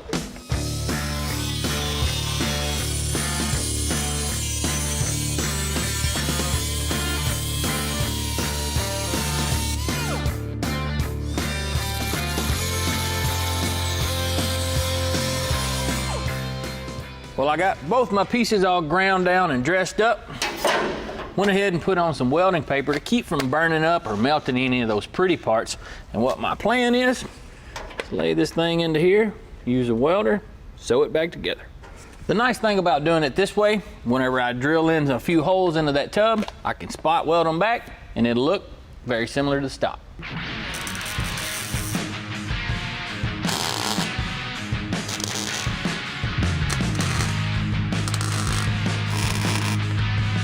We've got a gap to fill between the two pieces, but a small piece of steel inserted between them will do the job nicely. With the strips tacked in, we'll go ahead and weld them solid all the way across. Then clean everything up with a little bit of grinding.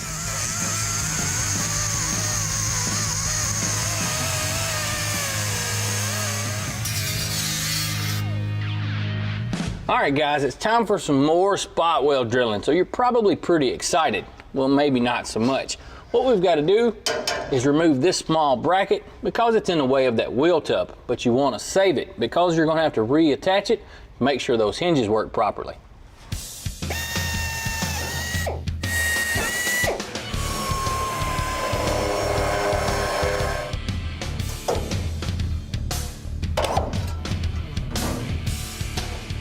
Okay, now the next thing we need to do is cut this lip off. Now originally, the two tubs spot welded together right here at this lip, but it's kind of in the way for what we're doing, so it's time to make some racket.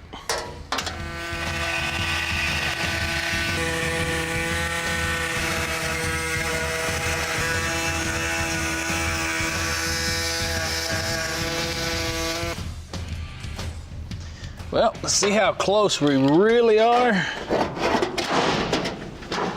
Little clamp here. Well, this thing fits nice. We just have to do a little bit of trimming here on this front edge and back here on this kind of the dog leg, if you will. The lip is a little bit excessive, so we're gonna have to trim it back because we don't want that much hanging off.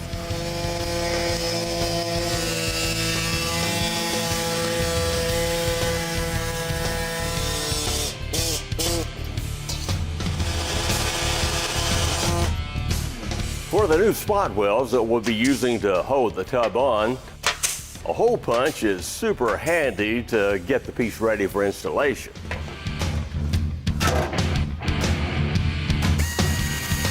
A few Clecos are also a great way to hold the tub in place until we get it permanently attached.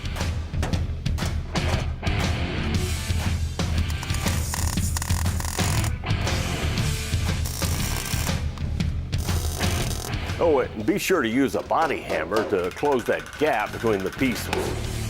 One last thing that we need to do is reattach this bracket that we removed from the trunk hinge that attaches it to the wheel tub.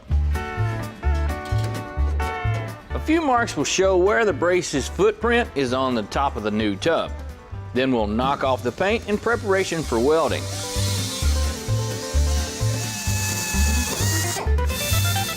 Some holes for some spot welds and a couple of clamps, and then we can weld it down.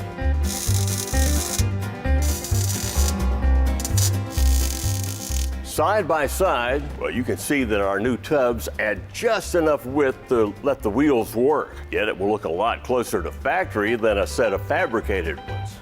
Well, that pretty much does it for the passenger side, but I still have a little bit of work to do. I've got to tackle the driver's side. Now, having those original style replacement tubs sure did save me a boatload of time, because otherwise, I've been making them things out of flat stock.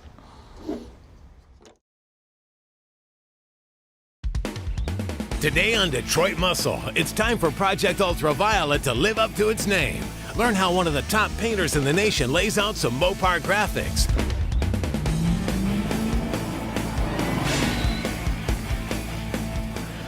So far on our 70 Challenger Project Ultraviolet, we've brought in some real heavy hitters like Jeff Schwartz from Schwartz Performance, who helped us install one of their G-Machine chassis. Then Russ Flegel from Indy Cylinder Head built us an all-aluminum Hemi for the old Dodge. So in keeping with that spirit, we're turning the body and paint work over to one of the best in the business. You've seen us work with Chris Ryan before. He's the guy that built this incredible 53 Cadillac root beer float. along with his team at Ryan's Rod and Custom in 96, South Carolina. He also lent us a hand on our giveaway Monte Carlo, as well as our giveaway Bandit-style Trans Am. What we're going to do is take the body back to the shop. We're going to evaluate the metalwork that's been done to it, straighten up anything that needs to be done. Turn it back. I think the stripe's going to be the most difficult part to lay out of it. We've kind of got some open rein to lay out the stripe. Oh, it's going to be an awesome car. I mean, a 70s Mopar with a 426 in it's iconic.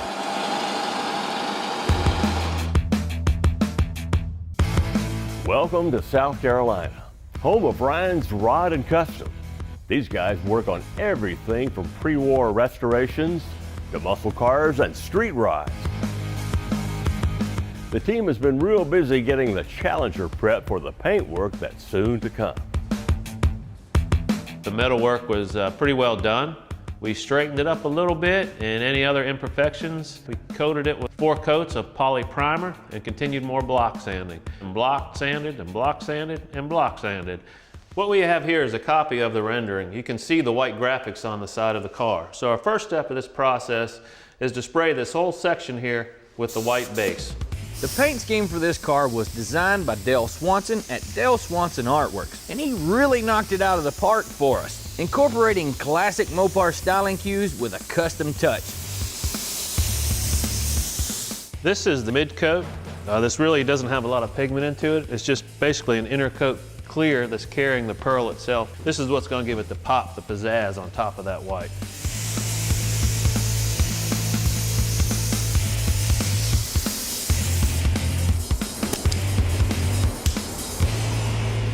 The next thing we're going to do is mix up our DBC 500, which is basically just a clear base, a base with no pigment in it. Now, this isn't clear coat. There is a difference between the two. The reason for using this clear base is because it will function to protect the pearl coat from the tape that's going to be used to mask off the white. Then we got to wait for it to cure so we can tape it.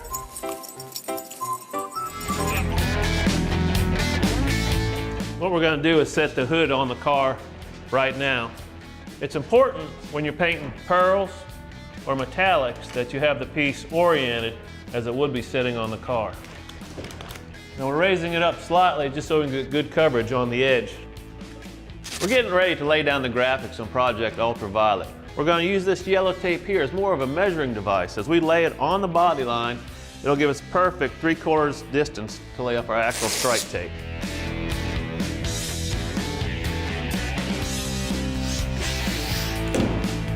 Get the bottom done.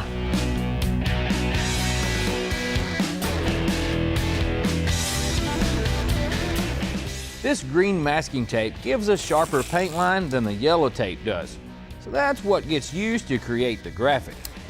Once the edge is laid down, the yellow tape can go away.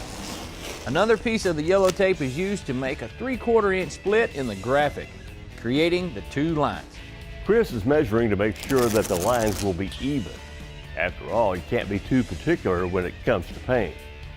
An alternative way to do these graphics is to paint the car purple first, then mask the whole thing off, leaving the stripe area bare and spraying it white.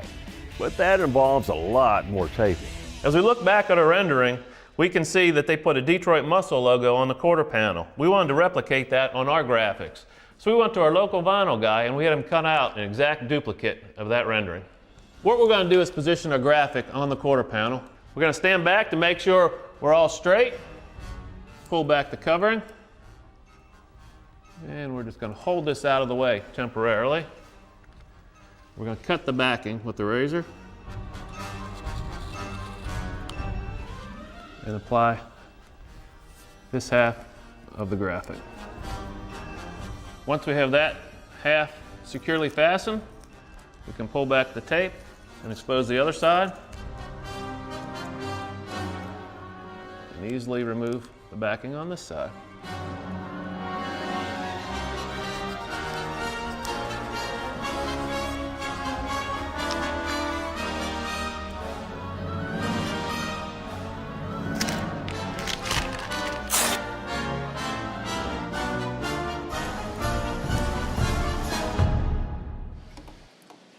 All right, we're getting ready to prep the Carolina Violet paint that was custom mixed by our friends at Single Source in Nashville. We considered a few different names for the shade of purple, which is a much more metallic and slightly more vibrant variation on the classic Mopar color Plum Crazy Purple. We decided on Carolina Violet because, hey, it's getting painted in South Carolina, so why not? After multiple coats, the base has to dry just a bit before the tape can be pulled. So it's time for another break. Bring it down.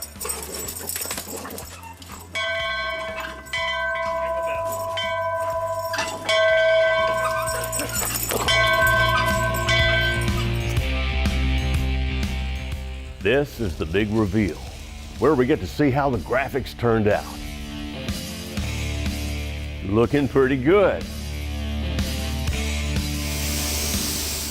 Now the clear coat can be laid down. And after 3 coats, voila. We get this thing out in the sun and that Carolina Violet really pops. And those graphics that we duplicate the rendering, they look like they could have came straight out of a 70s Mopar with just a little bit of a twist. I think the car came out awesome. I love the updated look of a classic Mopar. Stick around and learn the A to Z on rebuilding a Hot Rod Royalty transmission. Today on Detroit Muscle, we're gonna break it down to the basics as we show you how to do a grill rescue on a 45-year-old Mopar. Then we'll do some sound deadening along with finally revealing all of Ultraviolet's bling.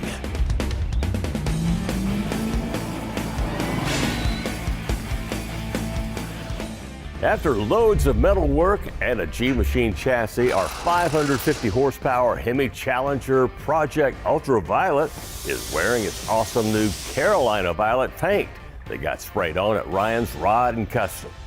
And we got our aluminum Hemi and 6-speed transmission dropped back into our old Dodge. Now it's time to be looking at some of the pieces that we're going to have to reinstall onto it. Yeah, we can't wait to see it with goodies like the grill back in place, bumpers, maybe some badges, and even wheels and tires. But we can't get ahead of ourselves. Some of these pieces need a little bit more love before they can be installed onto the car. Case in point, this grill. We've got to do a little bit of repair work. Now, there are companies out there that offer a brand new grill for a 70 Challenger, but repairing ours, well, it's going to save us a boatload of cash. The main problem we have on this one is someone upgraded to one of those fog lights from back in the day, but now we've got a big hole we got to fix. And these bolts are metric. On a 70 Challenger,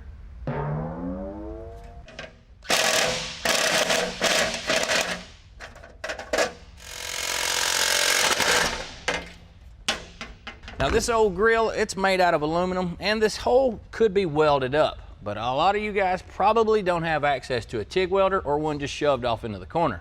So I'm going to show you a way to make the repair that's strong and durable.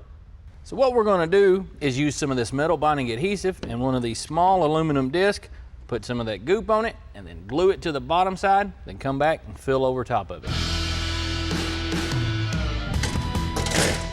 The surface where we'll be planting the adhesive has to first be prepared with a grinder to give the adhesive some good mechanical tooth to grab onto.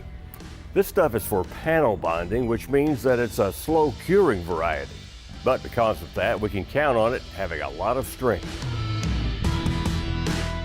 We'll place our patch panel over the hole, then work it around a little bit to get it to latch onto the surface really well. Clean up any extra adhesive around the panel. Then on the top side, we want to get rid of any excess that's sticking out of the hole.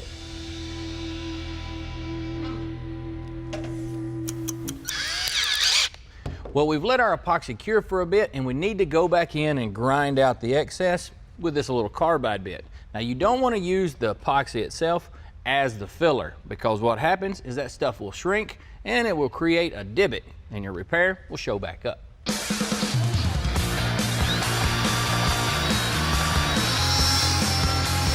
Once the bulk of it is ground out, we'll switch to a square-edged bit, which will allow us to create a 90-degree angle against the patch panel. Then we'll use the grinder to prep the surface for some body work.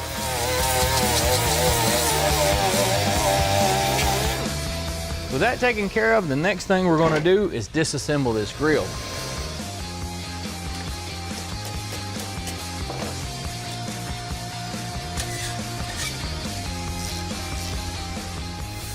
We'll turn the pressure way down on our blasting cabinet and get to work cleaning up the surface. This soft aluminum doesn't require a ton of pressure to get it debris-free.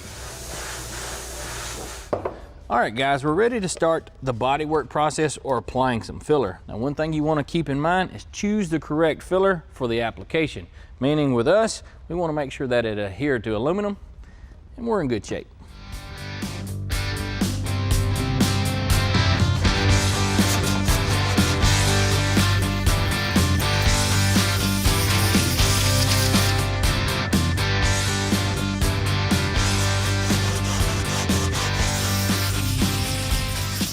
Next up is some epoxy sealer primer, which will get sprayed onto the entirety of the grill pieces.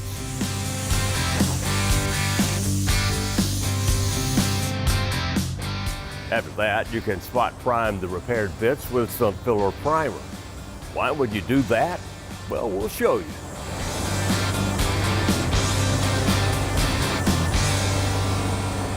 All right, guys, we got our primer sprayed on, and I noticed we have a few small imperfections that need a little bit of putty. It's no big deal. That's what that stuff's for. Then we can sand this thing and be ready for some color. Some Duplicolor Guide Coat will help us finish up the bodywork on this thing. Then we'll grab a bucket, block, and some 500 grit to wet sand it down to absolute perfection.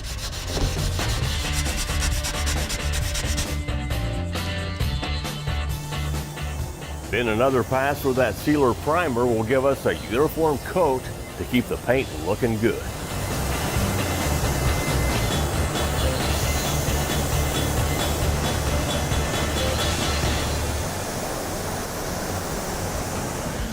Still ahead, we finish the grill rebuild and then get to work putting the shiny bits back on the Challenger. Stick around. All right, guys, our sealer's all flashed off and we're ready to spray on our first coat of paint. What we're going to start with is kind of a platinum silver because we're trying to duplicate that anodized aluminum that this grill came with from the factory. It's especially important when spraying high metallic colors like this to have a nice uniform coat underneath to prevent the paint from looking stripy or splotchy. That's why we laid down that sealer primer. Next up, we're planning on two-toning this grill with the color break right along the same line as what they used in the factory. A little bit of masking is all it takes. Then we'll bust out a coat of Argent Gray, which is a factory Mopar medium gray color. The contrast between this and that sparkly silver is going to look good when it's all done. With our two colors applied, we need to remove this tape so that we can spray on some clear. Pulling the tape low and away from the tape line helps keep the uppermost layer of paint from lifting.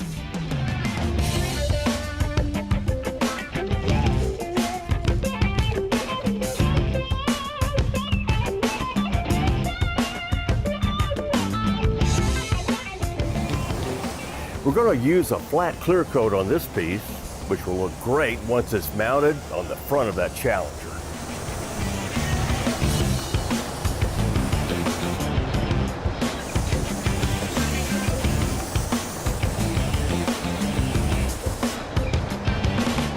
After a fresh coat of paint and some elbow grease, this thing turned out pretty sweet. Yeah, I'd say so too. It looks as good as original, maybe better.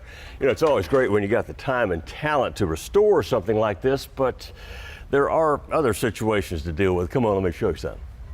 Well, we all know how bumpers take a beating, and if yours need a lot of metal work to get them back into shape, probably better off going the replacement route. These replacements come from Classic Industries, and well, they're made just like the originals down to the thickness of the metal and test fitted, so we know that they work. Now, we'll get to work installing ours after that grill goes in.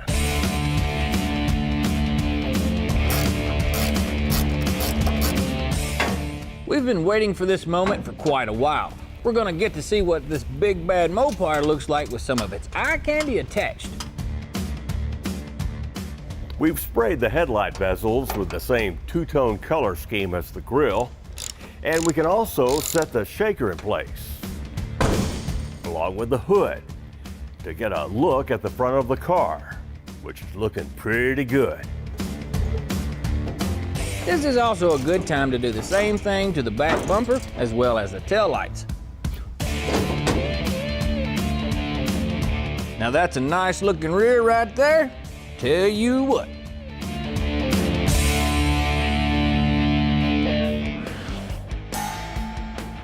After the break, it's time to quiet this Mopar down.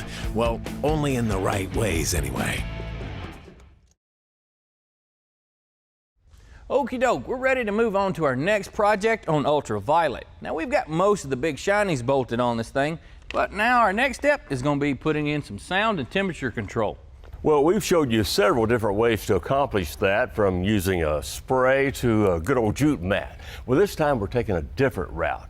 You see, DEI offers a complete thermal acoustic kit for small to medium interiors and one for full-size cars. Each kit comes with some of this new lighter boom mat damping material, a can of boom mat spray-on for those hard-to-reach places, and this undercarpet light that you use with the other two. Now, in case you're asking yourself, how do I know that stuff really works? Well, I am not a professional drummer, but I'm playing one on TV with two cymbals, same size, same sound. Now, I'm going to put a small piece of boom mat on this cymbal. Let's check the difference. You won't make much music with this cymbal, but it does make a difference in sound deadening.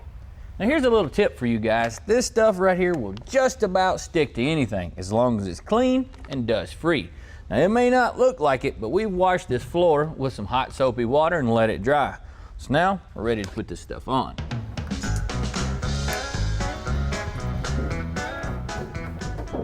Be sure to push it down into the crevices on the floorboard to maximize the effect. Typically, 35 to 50% coverage of a given area is adequate to achieve the desired effect and keep your car nice and quiet. We're also using this handy roller we got from DEI to help get the mat laid down as nicely as possible. Be sure to cut out the holes for things like mounting seats while you're at it.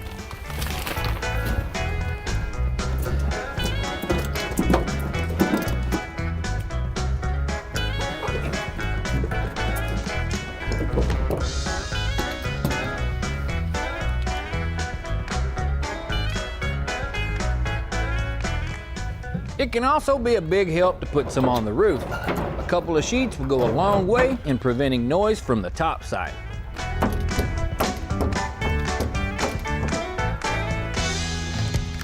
With our boom mat laid down on the inside, we're going to move on to the more difficult to reach areas like the inside of this door. And we're going to use their spray-on material. A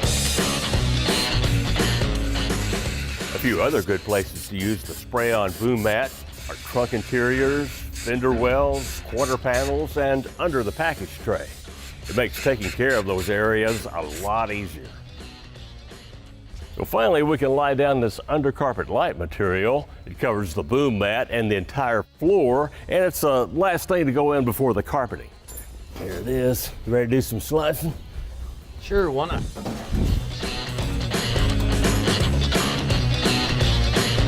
We're going to make some relief cuts in this undercarpet light in order to allow it to lay down against the floor in a more uniform manner. It'll still do the job just fine, but fitting it like this is essential for a nice looking interior.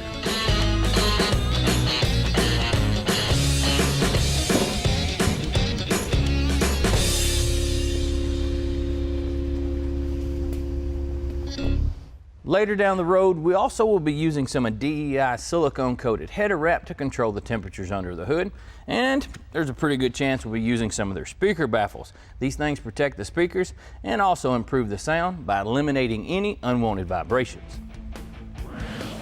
Coming up, we'll finally pull the curtain to reveal the Mopar's wheels.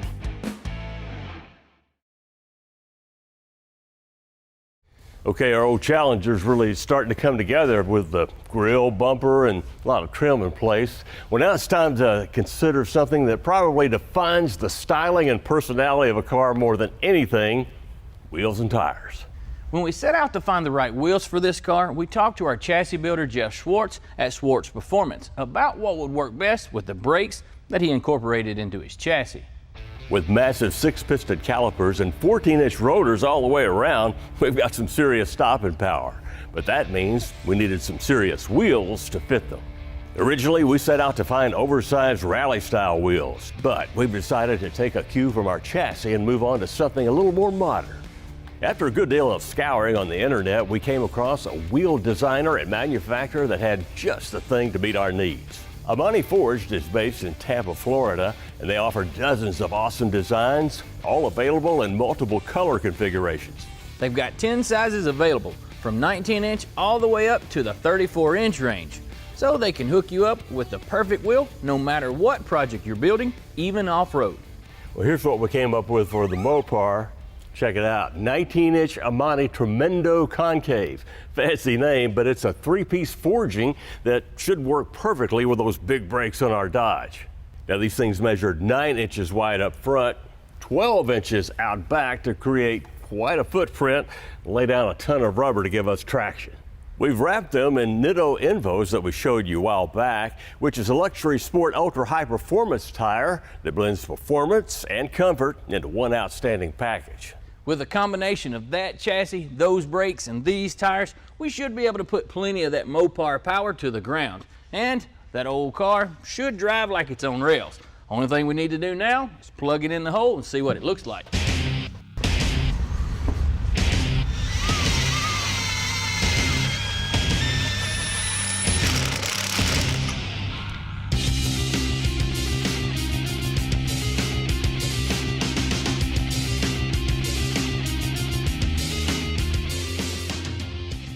No doubt about it, these wheels were a good choice for the Dodge. And check out that footprint. Well, our Challenger sure has made one heck of a visual transformation today. Been a good day indeed, Tom. And we still have a few things left on our punch list, but you know what? We're getting darn close. Today on Detroit Muscle, Project Ultraviolet is ready for a fully custom fuel system installation, as well as a shiny front assembly and cooling setup. We'll take a look at another less appreciated Mopar geared more towards distinguished tastes and how to paint in custom logos for that extra touch.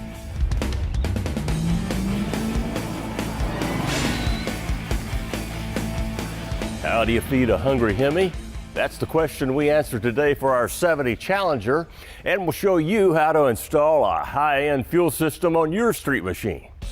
From the get-go, we decided there was only one way to push our Dodge down the road, with Hemi power. Of course, our all-aluminum power plant needs some juice to fire those 556 ponies. We're running a dual throttle body setup on this engine, so we've decided to employ a dynamic fuel system.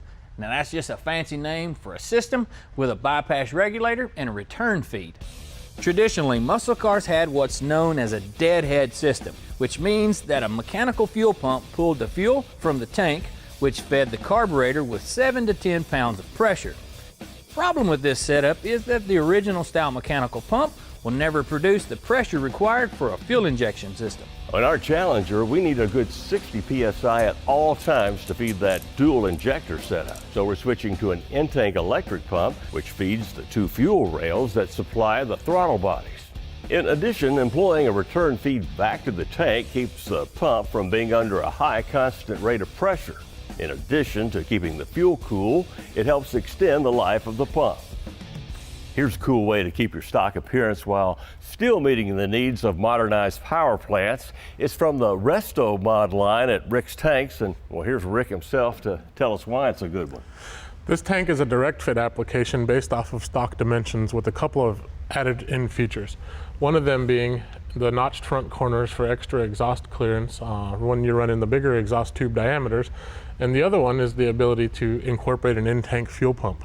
Well, like this one you brought in. This is our new billet in-tank pump module. It's got an integrated baffle reservoir. It has a return line provision, which always keeps the baffle reservoir full, a main pump provision, and also a port for an auxiliary pump should you decide to fuel high horsepower applications or just simply have a redundant pump. Well, a lot of guys, Rick, are running a newer style crate engine, well, like the LS3, that doesn't require a return line. Yeah, that's right, Joe. In fact, this setup right here is an OE style module, which is set up for a single line feed, commonly referred to as a deadhead system. This module right here is internally regulated. We have various regulators for various pressures. This particular regulator is a constant 58 PSI. One cool thing about this pump right here, Joe, is the ability to adapt these corner pickups. Hold those for a minute, will you? That you simply connect it with the push lock fitting as such. Then what you do is you take these corner pickups and you insert them to the left and right corner pickup brackets. So with the pickups installed, you simply place the module down in there. One of the advantages of the fuel pickups in the corner is the zero starve situation. They actually open and close depending on the presence of fuel, which is really great on the autocross course. Good point. Rick's Tanks has been working on the Resto Mod line for applications of the most popular of the big three. Problem is this big old sway bar here. It's not in the same location as in stock form, so we had to come up with a different solution.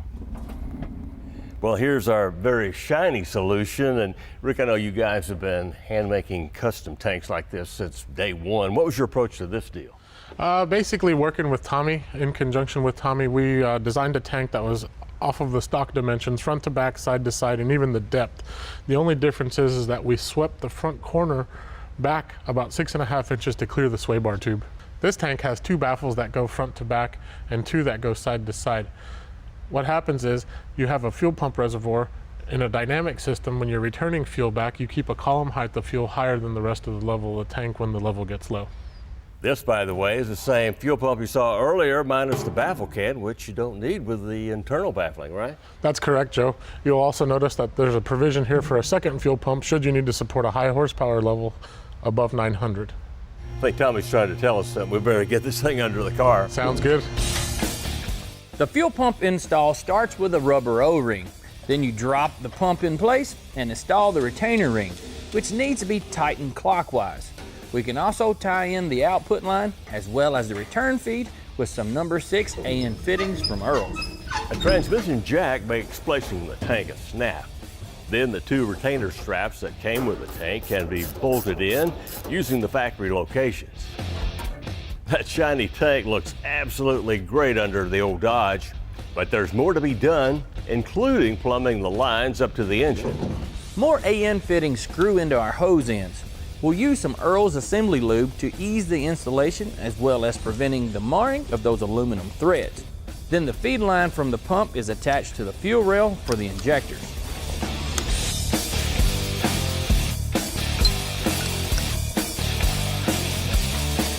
Downstream from the rail, our regulator, which is attached to the frame rail, gets tied into the system.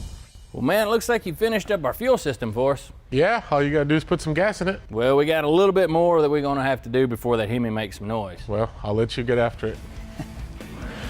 After the break, we've got some more pretty stuff to plug into our purple Hemi-powered Challenger, including the pulley setup and cooling system.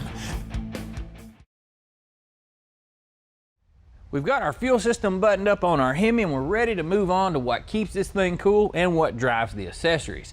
Now originally this thing would have came with a V-belt setup, but these things require some maintenance and they're very prone to being thrown off because they don't run the tensioner that the later model serpentine belts have.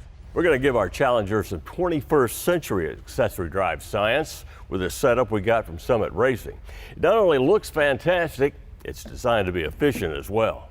Here's some of what it includes: a reverse rotation water pump from Edelbrock, 105 amp 1-wire alternator, and a power steering pump. It comes with ARP hardware, and get this, all the bracketry and pulleys are polished billet aluminum. Finally, to spin those components, a 6-rib serpentine belt. First up is to install and correctly position the water pump studs. We'll dab them with some Loctite silicone sealant as insurance against any water seeping past the threads. Then we need to see how much each stud sticks out past the pump and adjust them accordingly. Perfect. Then we can place the gaskets for the pump and slide it on for good. Since we're bolting steel bolts into an aluminum block, some anti-seize is a good idea to prevent any galling. The kit comes with a few of these threaded spacers that position the brackets. The first one goes in place as the guts of the water pump are also installed. Be sure that you go over and tighten all of your fasteners to spec. This is the support bracket for your tensioner, and it gets installed next with another one of those threaded spacers and a bolt. Then our power steering bracket can go into place with another bolt up top as well as one of those spacers. Well, Mr. Joe, you're doing one fine job, but if you don't mind, I'd like to do the honors of bolting on this ginormous shiny piece. Okay. You don't mind? No, let's see how many fingerprints you can get on. I bet I can get more than one. There's a myriad of bolts that hold this main bracket on. Install them loosely for now to allow wiggle room for installing the alternator. Leaving them a little loose also helps you get the power steering pump installed. Now the tensioner itself can go to its home on the bracket that we installed, as well as the tensioner pulley.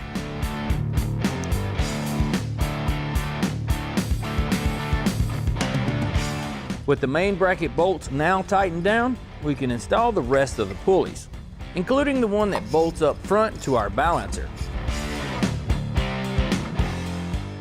The last big shiny piece, the water pump pulley. Now for a serpentine belt. You know how this goes. Loop it like the diagram in the kit shows. Use the tensioner to seat it. There you go. Well, with that shiny serpentine system in place, we can move forward in the engine bay to handle our cooling needs for the Hemi.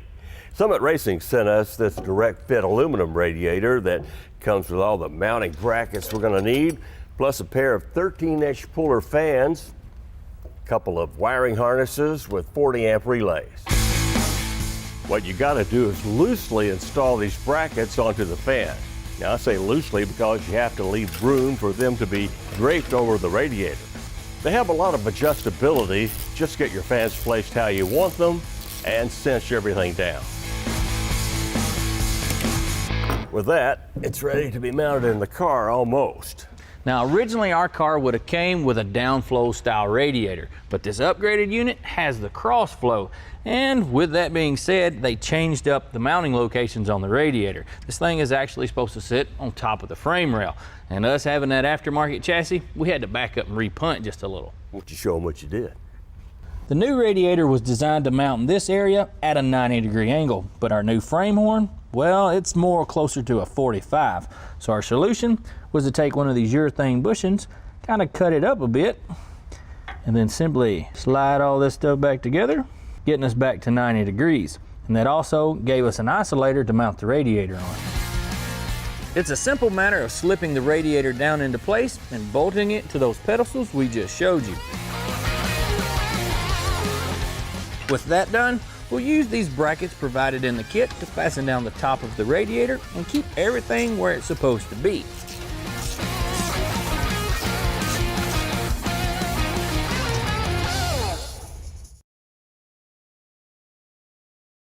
The attention to detail one gives to a vehicle, well, it can determine how nice it is. So we're always trying to go above and beyond with the stuff that we build, kind of like our purple Mopar, for example.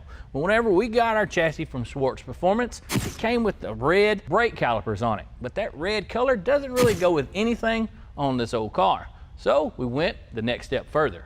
What we did was spray on some of that Carolina Violet that we put on the body.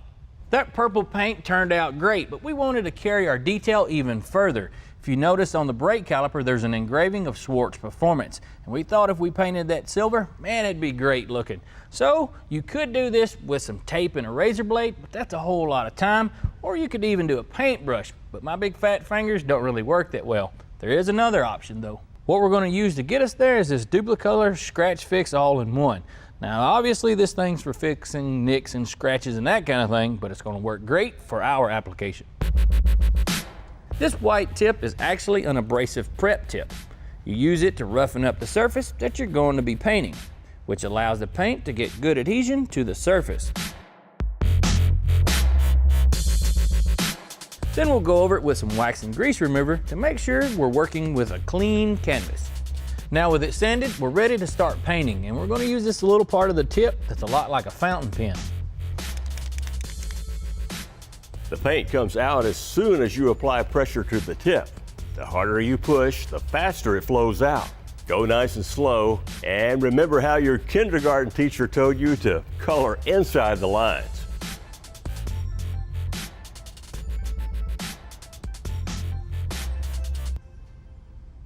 Well, that's all it is to it, and it only took about 5 minutes. Now on the other end of this pen, they do have some clear coat just in case you wanted to top coat it, but for the effect that we're going for, don't really need it. So now all we have to do is let that thing dry. Well, needless to say, getting glass in our 49 Ford today was a good piece of progress. You could say, though, that we saved the real pain in the glass for last. Talking about our Challenger, of course. And starting with the doors here, these are a special challenge considering the shape of the glass and the design of the mechanism. Working with door glass can be pretty intimidating because there's a whole lot of little bitty pieces to it, not to mention the regulator, the brackets, and all that adjustment that goes on. So we cut up this old junk door to show you guys how it all has to play together. Yeah, we're going to try to reuse most of these larger components, but there are scores of little plastic pieces for hardware that are just too brittle and old to reuse. So in addition to providing the old demo door here, Stevens Performance turned us on to these replacement pieces we'll need to install all of our glass, beginning with this rear quarter piece. First order of business, we have to get these metal pieces off. The chrome trim comes off first, which consists of removing these 2 screws and a spring. Now the bottom piece of hardware is held in place with some 45-year-old adhesive, so it takes a little more persuasion.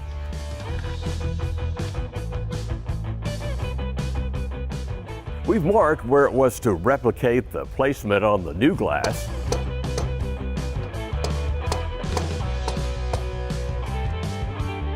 We'll be saving the screw, but chucking the old plastic hardware.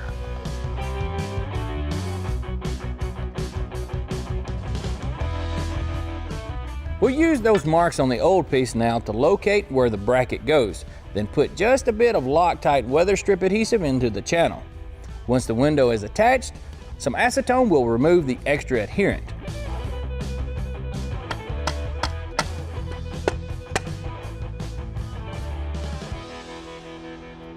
Well, before we can put the glass back in this stock molding, we're going to add a piece of replacement seal to it. Now, the tendency first time you do this is to kind of poke it in like this, but you'll never get there. Doesn't matter if it's a Ford, GM, or Mopar, you got to thread it in, sort of like you would a windshield wiper blade.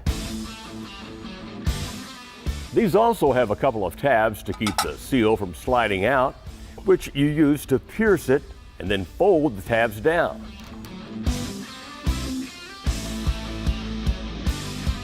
No need for sticky stuff to attach this. If you remember, it used screws.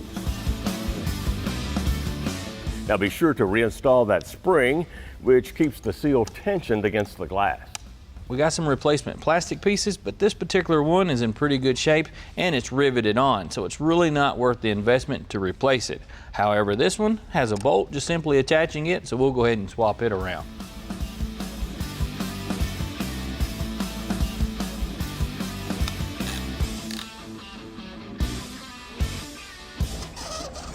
Well, we got our quarter window installed and it kind of just fell into place, and oftentimes it doesn't happen that way, but we had to go ahead and get it in because it kind of determines where that other one has to be.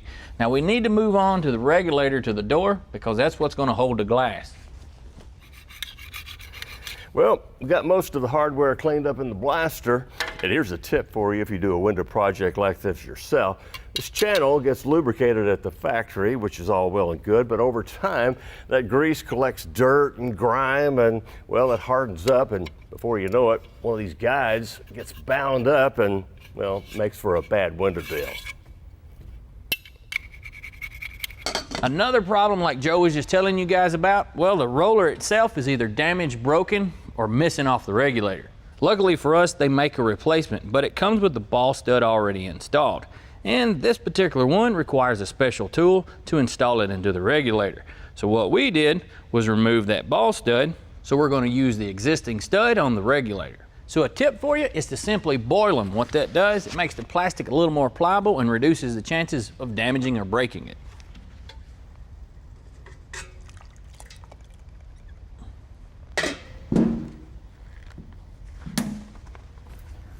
Okay, you ready? Yes, sir. It's a little warm. Up next, it's the joy of making that window mechanism actually work. You might need some bandages. Well, now the question is, will the Challenger's glass go in as easily as the Ford's did? It's a totally different kind of challenge, and well, let's see if Tommy's up to it. One of the toughest parts of this install is getting the regulator into the door and all the pieces in position and ready to receive the window.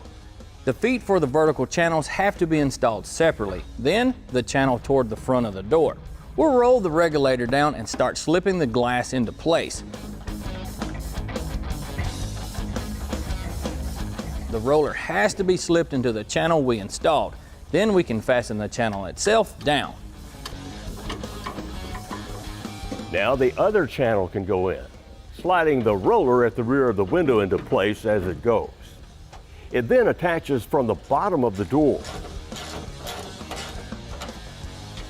Then we can marry the guide to the rear glass bracket and roll the regulator down to attach the front of it. A little WD-40 white lithium grease on these guides as they go in will help keep them working smoothly. And attaching the hardware somewhat loosely will allow everything to be adjusted. Lastly, a fastener at the top of the window for the rear channel. Finally, we got the last piece in, and I want to warn you, expect a few nicks and cuts and maybe some bruises, because inside of this door, there's a whole bunch of sharp spots, burrs, and that kind of thing.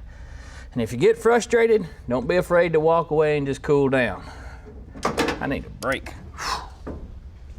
Now, oftentimes, whenever doing a job like this, actually installing the glass inside the door can be the easy part. Adjusting the glass so that it seals properly, well, that can be the real pain in the tail.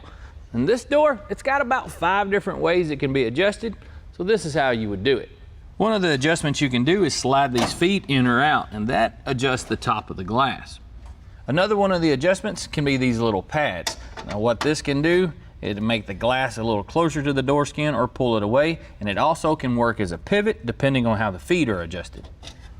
And then you have these little stops in here, which adjust how high you can roll up the glass. There is a front and rear stop to this thing, so just in case you needed to pitch the glass one way or the other. Now, this type of adjustment can be very complicated, so just keep adjusting and you'll finally get it. That's what I do. Hey, glad you joined us. I think you will agree our 70 Hemi Challenger Project Ultraviolet here is looking, well, ultra pretty. But it's a classic case of beauty being skin deep, literally. You see, we got the paint and most of the trim taken care of, but the interior, well, in a word, it's looking bare. We had to wait till we had our wiring all squared away, and we're pretty much there. But before we can throw in all that carpet and other upholstery, there's one more issue that we have to address. We had to widen out our tubs to accommodate our larger wheels and tires. And in doing so, we may have invaded the space normally reserved for the rear seat. So what we need to do is set the seat frame inside of the car and just see if they simply fit. If they do, great, we can send them out and have them recovered. If they don't, well, I guess we're going to have to cut them up a bit. Here you go, big guy. Okay, let's see what we got here. What do you think? It's too early to tell. Yeah, the only problem is here on the corner where it hits the well. Little cutting required. Let me Little get the cutting required. Let's see about the bottom. All right. Okay, maybe we'll get lucky.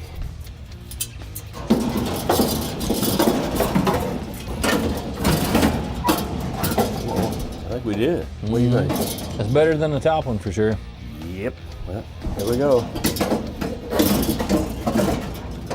So what we're gonna do is pretty straightforward. We're gonna make us a relief cut right about here and another one up top, and then just bend this over, weld it back together.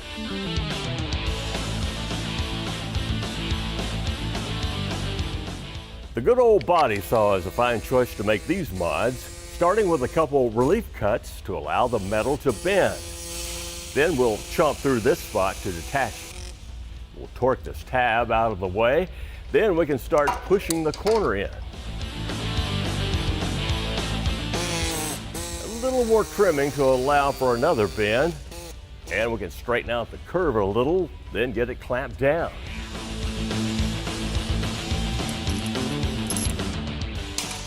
A few hammer blows will allow us to really move that metal into position. Now a smaller set of locking pliers will hold the corner in place while we move over to the other side. This one is a repeat of the procedure we showed you the first time around. You'll want to do that so your frame maintains symmetry. No need for a wonky looking seat here.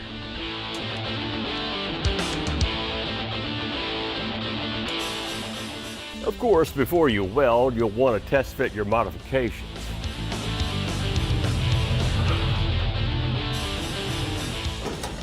That'll do it. Once you're happy, burn it all back together. With the rear seats all taken care of, it's time for us to move to the front. Well, for the front seats, we wanted a little bit more support, comfort, and, well, racy styling, so we opted for these bucket seats from Classic Industries that are a universal design, and of course they come with their own slider assemblies. Now, they work with some cars, but as is the case with a lot of older aftermarket applications, well, going to take some modifications to work with our Mopar. Whenever mounting a set of seats, there's a few things that you want to keep in mind. One of them is placement. You don't want the seat sitting up way too high, and you don't want it sitting way too low. Second thing, you don't want the top of the seats to be leaning in or out, because looking front to rear of the car, well, it just looks plain right silly. The third thing is safety. You'll be mounting it to the floor, and we all hope that nothing ever bad happens, but if you're involved in an accident and the seat comes out, oh, that's going to be really bad. Our aftermarket seat brackets are made completely opposite than what originally came in our Mopar. The bracket tab on the front is vertical, where the floor of our car, well, it's all horizontal. But to get there from here, what we're going to use is a couple of these angle iron pieces, a little bit of welding and grinding. We'll have it fixed up in a jiffy. Well, we're going to set the seat just flat on the floor, and I'm going to try it on to see how it fits. Well, it feels like we're at the right height. We just need to get it all leveled out, and we'll be good to go. Let's start by leveling it out. Once we have a good idea of how it needs to sit, the first bracket can go into a front mounting hole on the floor.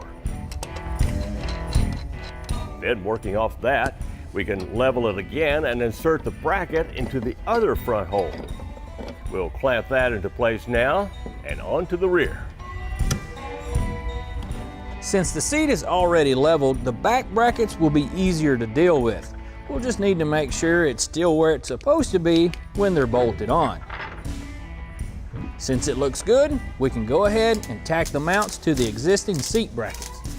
One last thing that we're going to do is connect the front and rear L brackets with this flat bar that we fashioned up. Now, that's just 1/8 inch thick by 3/4 flat bar, and once we weld them in place, it'll give those L brackets a little bit more structure.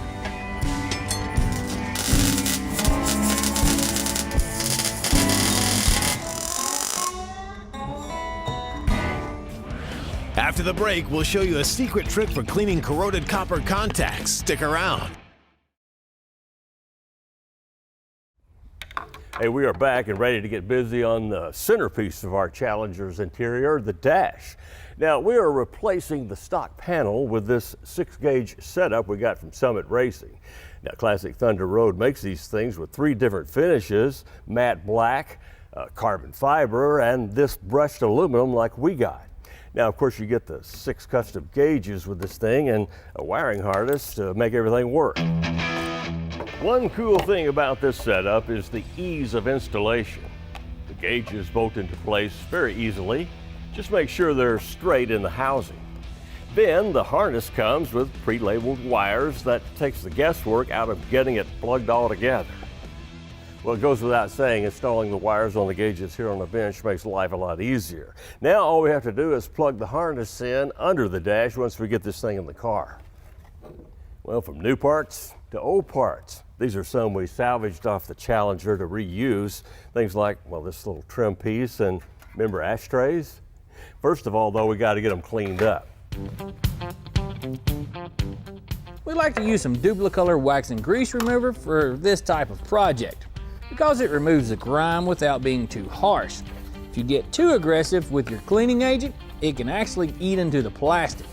A small brush is also handy for the tiny crevices like you see on this knob.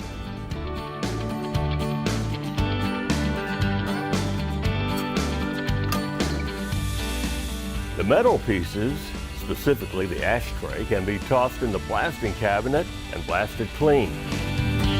Well, I guess these things are clean enough for some paint work, and speaking of that, could you help out? I believe I can handle that, Mr. Joe. Okay, I gotta clean up this old dash. Alrighty. Well, the first thing what we're going to do is start spraying the...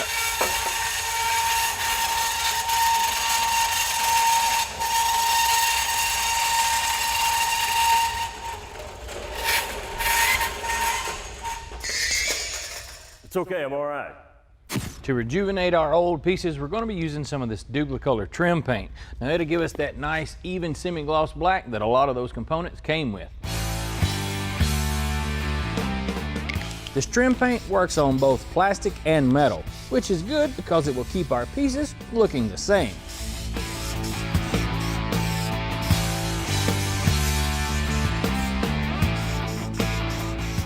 Now while all that stuff is drying, we're going to move on to our electrical components. Now, one thing that's not too cool about our old Mopar is you can't buy replacement switches unless you find new old stock. And whenever you work with these old ones and the car's been sitting for a while, we know that them things corrode and kind of tarnish and they don't work properly. But there is a way to save these old jewels. Using a simple meter, turning it to the continuity setting, we can test this switch. Now, I don't know what position the switch is in at the moment, but we ought to have some form of some type of beeping right now. Let me cycle the switch, see if anything changes.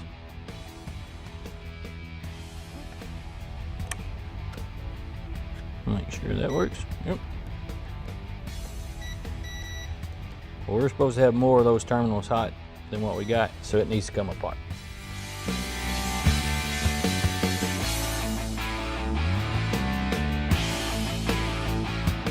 This can be the scary part, but with a little patience and finesse, you can get it apart without breaking it. Take a look at that nasty old grease on those contacts. We'll need to clean these little copper dudes up too. Well, our contacts definitely don't look the greatest. The brass ones are all gooey, and these copper ones, well, they're far from a new bright shiny penny.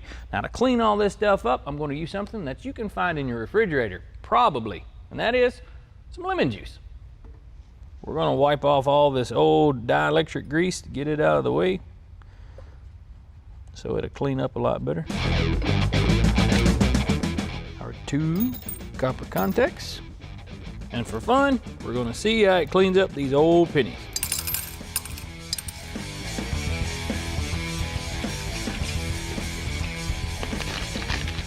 It doesn't take long for the pieces to start bubbling in our juicy solution. After about 4 hours, we'll see how well this idea works. After letting it sit for just a bit, let's pour it out and see what it looks like.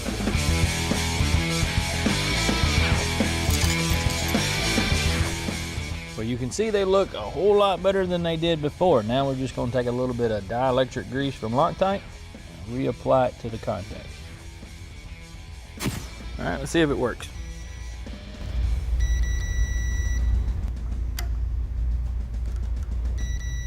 That must be parking light. The headlight circuit. That fixed it. Well, fixing that switch wasn't that big of a deal, and it probably saved us 50 or maybe even $100. In all reality, only thing it cost us was the lemon juice. And now the wife's yelling because I used it all up.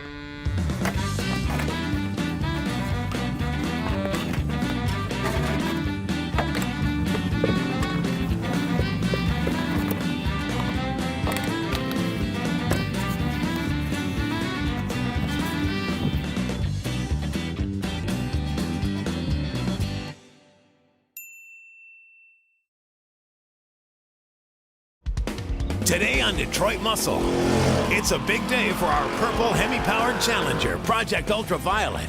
She's out for her maiden voyage, and we're taking her straight to the track, where we'll show you how to set up G-Machine suspension.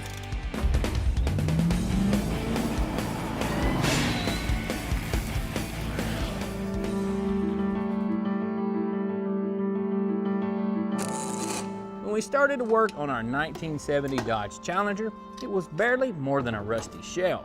She had to take a trip to the blaster so we could start from absolute zero.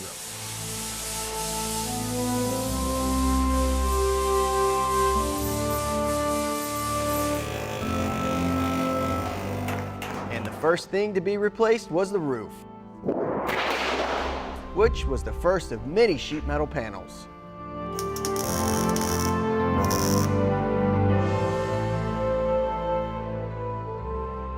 For a chassis, it was one of the best, a Schwartz Performance G-Machine platform that would completely revolutionize the way this car handles.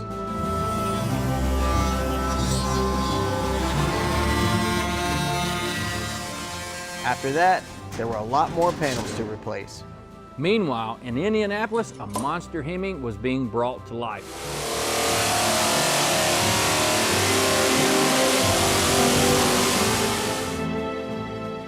And we backed it up with a 6-speed along with a dry shaft from Dan's Driveline. And with some modification, the shaker became the next piece to fit in the puzzle. Then we had to make room for some huge new wheels and tires by altering the rear tubs. In South Carolina, she got the paint job of a lifetime. In a tribute to Plum Crazy Purple, we call Carolina Violet.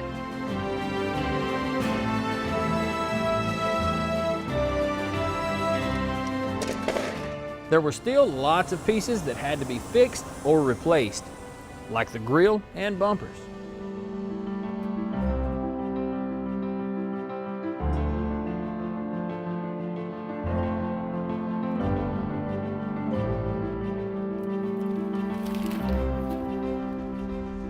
Finally, she was ready for wheels and tires, so we could get a look at the stance.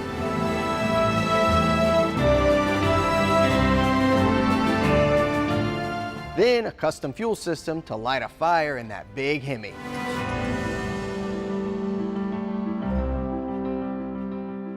A few more custom touches to set it apart from the crowd, along with replacing and rebuilding the entire interior, one piece at a time. Daggone, Ultraviolet is ready.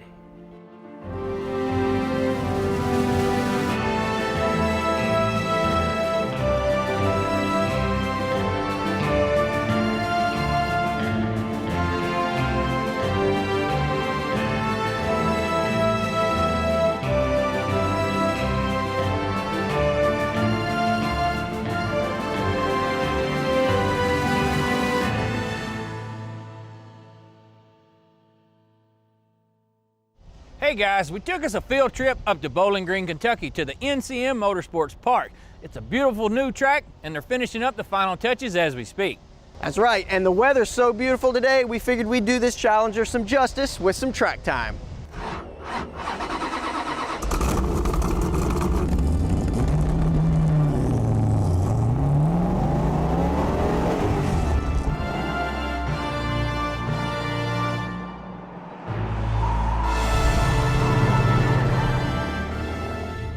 Time to do a little shakedown run just to get her broken in, right?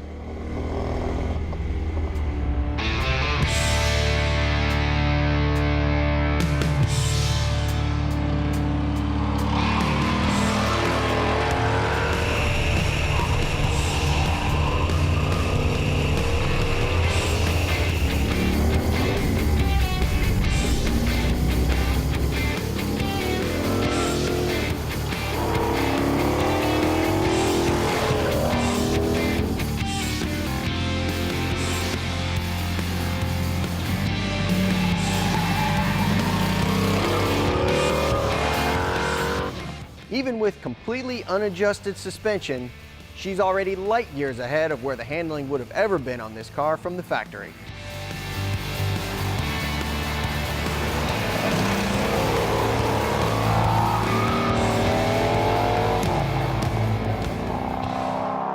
All right, guys, we got our cone set up and we've got some pretty big plans for today. So we brought in a guest, Brian Finch. You all have seen him on the show before. He's helped out a lot with our projects. Brian, first thing today, what should we do? Well, with any new build, the first thing we want to do is baseline this car, right? Go out, put some lap down, take some times, take some measurements, and start adjusting, see if we can make it faster. You've seen him on our shows before. Just in case you forgot, let me tell you about Brian Finch. He's a professional autocrosser from Tennessee that knows exactly what it takes to push one of these cars to the limit. He's also the owner of Finch Performance, offering a variety of speed parts to get the maximum out of a car's capabilities.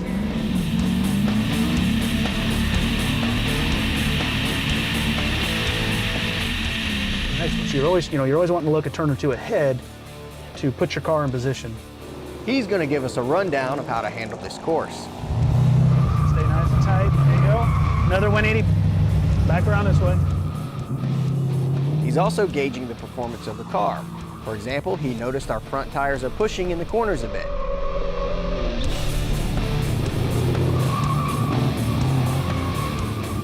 There you go. Straight ahead up here.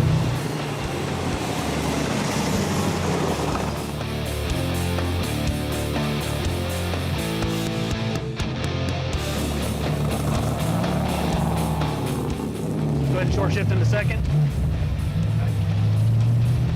Back and forth. Oh, that jam, huh? A course like this takes a little getting used to, but after a couple of laps with Brian, you get a lot more confidence, as well as a better feel for the car.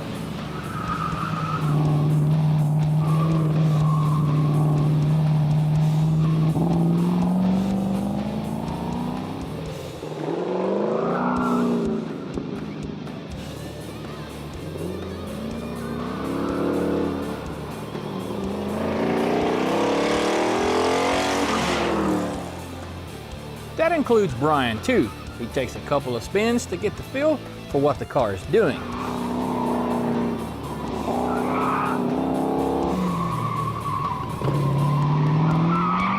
And for what we'll need to do to improve it. After everybody had some seat time, it gives us a picture of what the car is doing.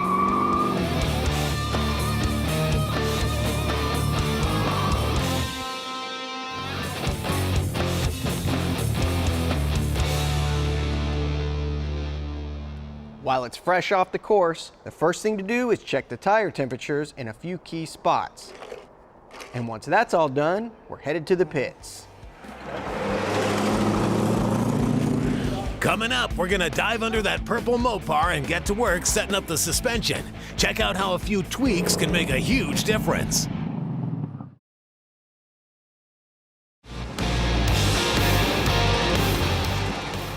Hey, we're back with our Challenger at NCM Motorsports Park in Bowling Green. And we're going to take the data we gathered on the autocross course and use that to make some adjustments to our chassis. We're going to put her on the scales. First thing we want to do before we're going to scale a car is make sure the tires are all the same pressure all the way around, because so much as a half a pound difference in a tire can really affect the scale readings. How much can it affect it? I've seen, where at the half a pound, you can be 20, 30 pounds more pressure forcing down on the scale in that corner. All right, looks like 3,530 pounds. What do these numbers mean and how's this going to help us? What we're looking at right now is we're going to check the corner weights of the car, right? So we've got it on the scales, we're going to look at the front to rear bias, we're going to look at each corner's bias. Ideally, what we want to get is a true 50-50 corner weight, cross weights on the car, and we want it with the driver in the car because that's the way it's going to be out there on the track running. All right, so what we're looking at here, right, we've got our left front, right rear, left rear, etc. The weights are just being displayed. Right now, we're showing that we're 54.7, 54.8 roughly weight to the front. That leaves us, of course, 45 roughly in the rear. So we know we got a lot of front end weight. When we start looking at the actual corners, we start looking at our cross weights. So now we know we're 47.53, so our cross weights are a little bit off. We're going to go and make some adjustments to the corners and get this thing 50-50. Now, where the car was driving out there, it was pushing in the corners. So we measured the temperature of the tires, and on the outside, they were higher or hotter. So that means our camber is off. Yeah, it looks like we're about 1 degree positive camber. So tires tilted out, we need to get it tilted in. Among the 3 most popular alignment terms is camber. the angle of the wheel when viewed from the front of the car. If the top leans out from the center, the camber's positive. In from the center, that's negative. Now caster is the angle of the steering pivot when viewed from the side. If the top of the pivot leans toward the rear, caster's positive. Toward the front, it's negative. Toe in is the difference between the front and back of the tires, measured in fractions of an inch. Toe in means the front tires are actually closer to each other. Toe out means just the opposite. Making camber adjustments on this Schwartz chassis is super easy. You back out this bolt, connected to a rod that goes to the bottom of the spindle. Then undo the connecting rod on the sway bar to free it up.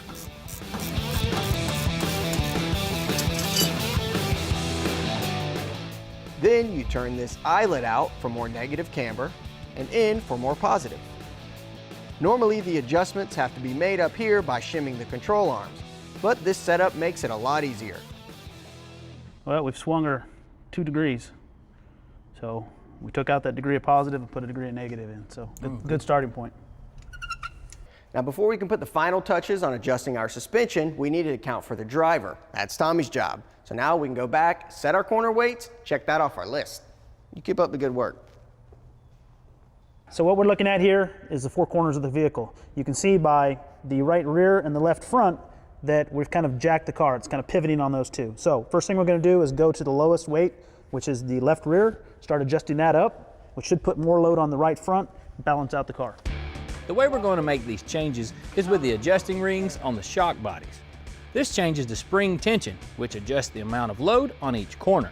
The problem that we've got is these 2 corners are carrying a smaller percentage of the car's weight than these 2 are, so we'll adjust them accordingly.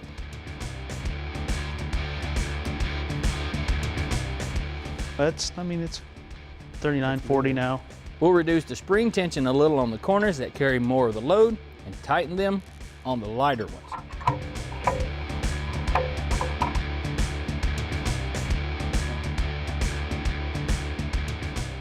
After a series of tweaks on each wheel, we're able to balance it out to right at 50% split across each side. Now we can go ahead and get the scales out from under the car and move on to the next adjustment, which will be toe in. 71 3/4.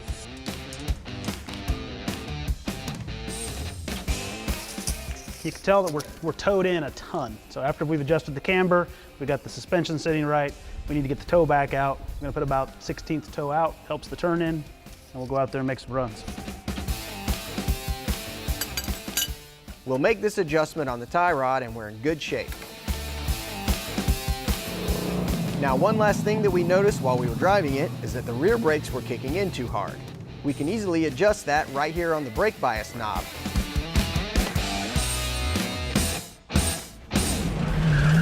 After the break, come along for another ride as we find out if those tweaks helped.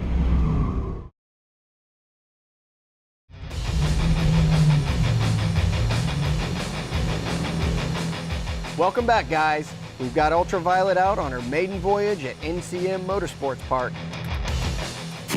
All right, so we made our adjustments. We made a camber adjustment, toe adjustment, set our corner weights, made a brake bias adjustment, and set the tire pressure. You think we're ready to go? Yeah, car's ready, so let's go out and put it on the track. All right, go.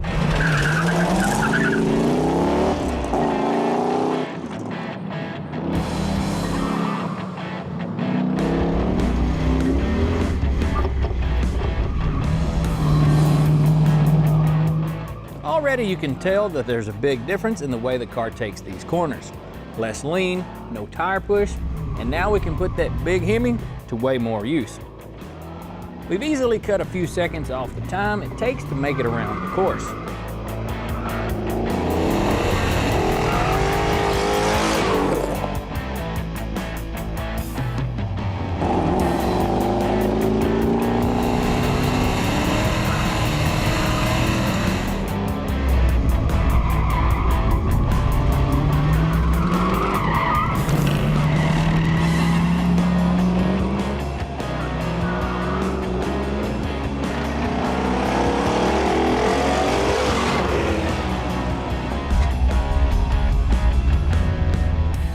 It actually handles so much differently from before that driving it takes a little getting used to, again.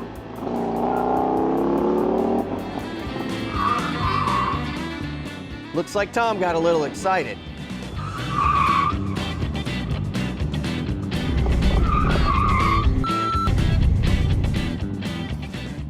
We'll let him take another stab at it.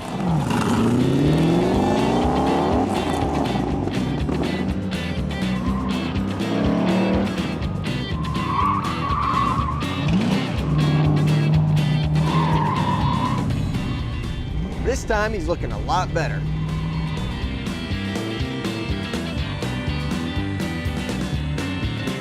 The clock doesn't lie, and what it's telling us is that those adjustments made all the difference in running the course faster. With more time, we could keep whittling it down even further, but this will do it for now.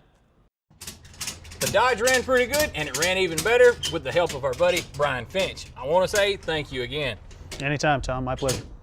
We'll let him finish up. Yeah.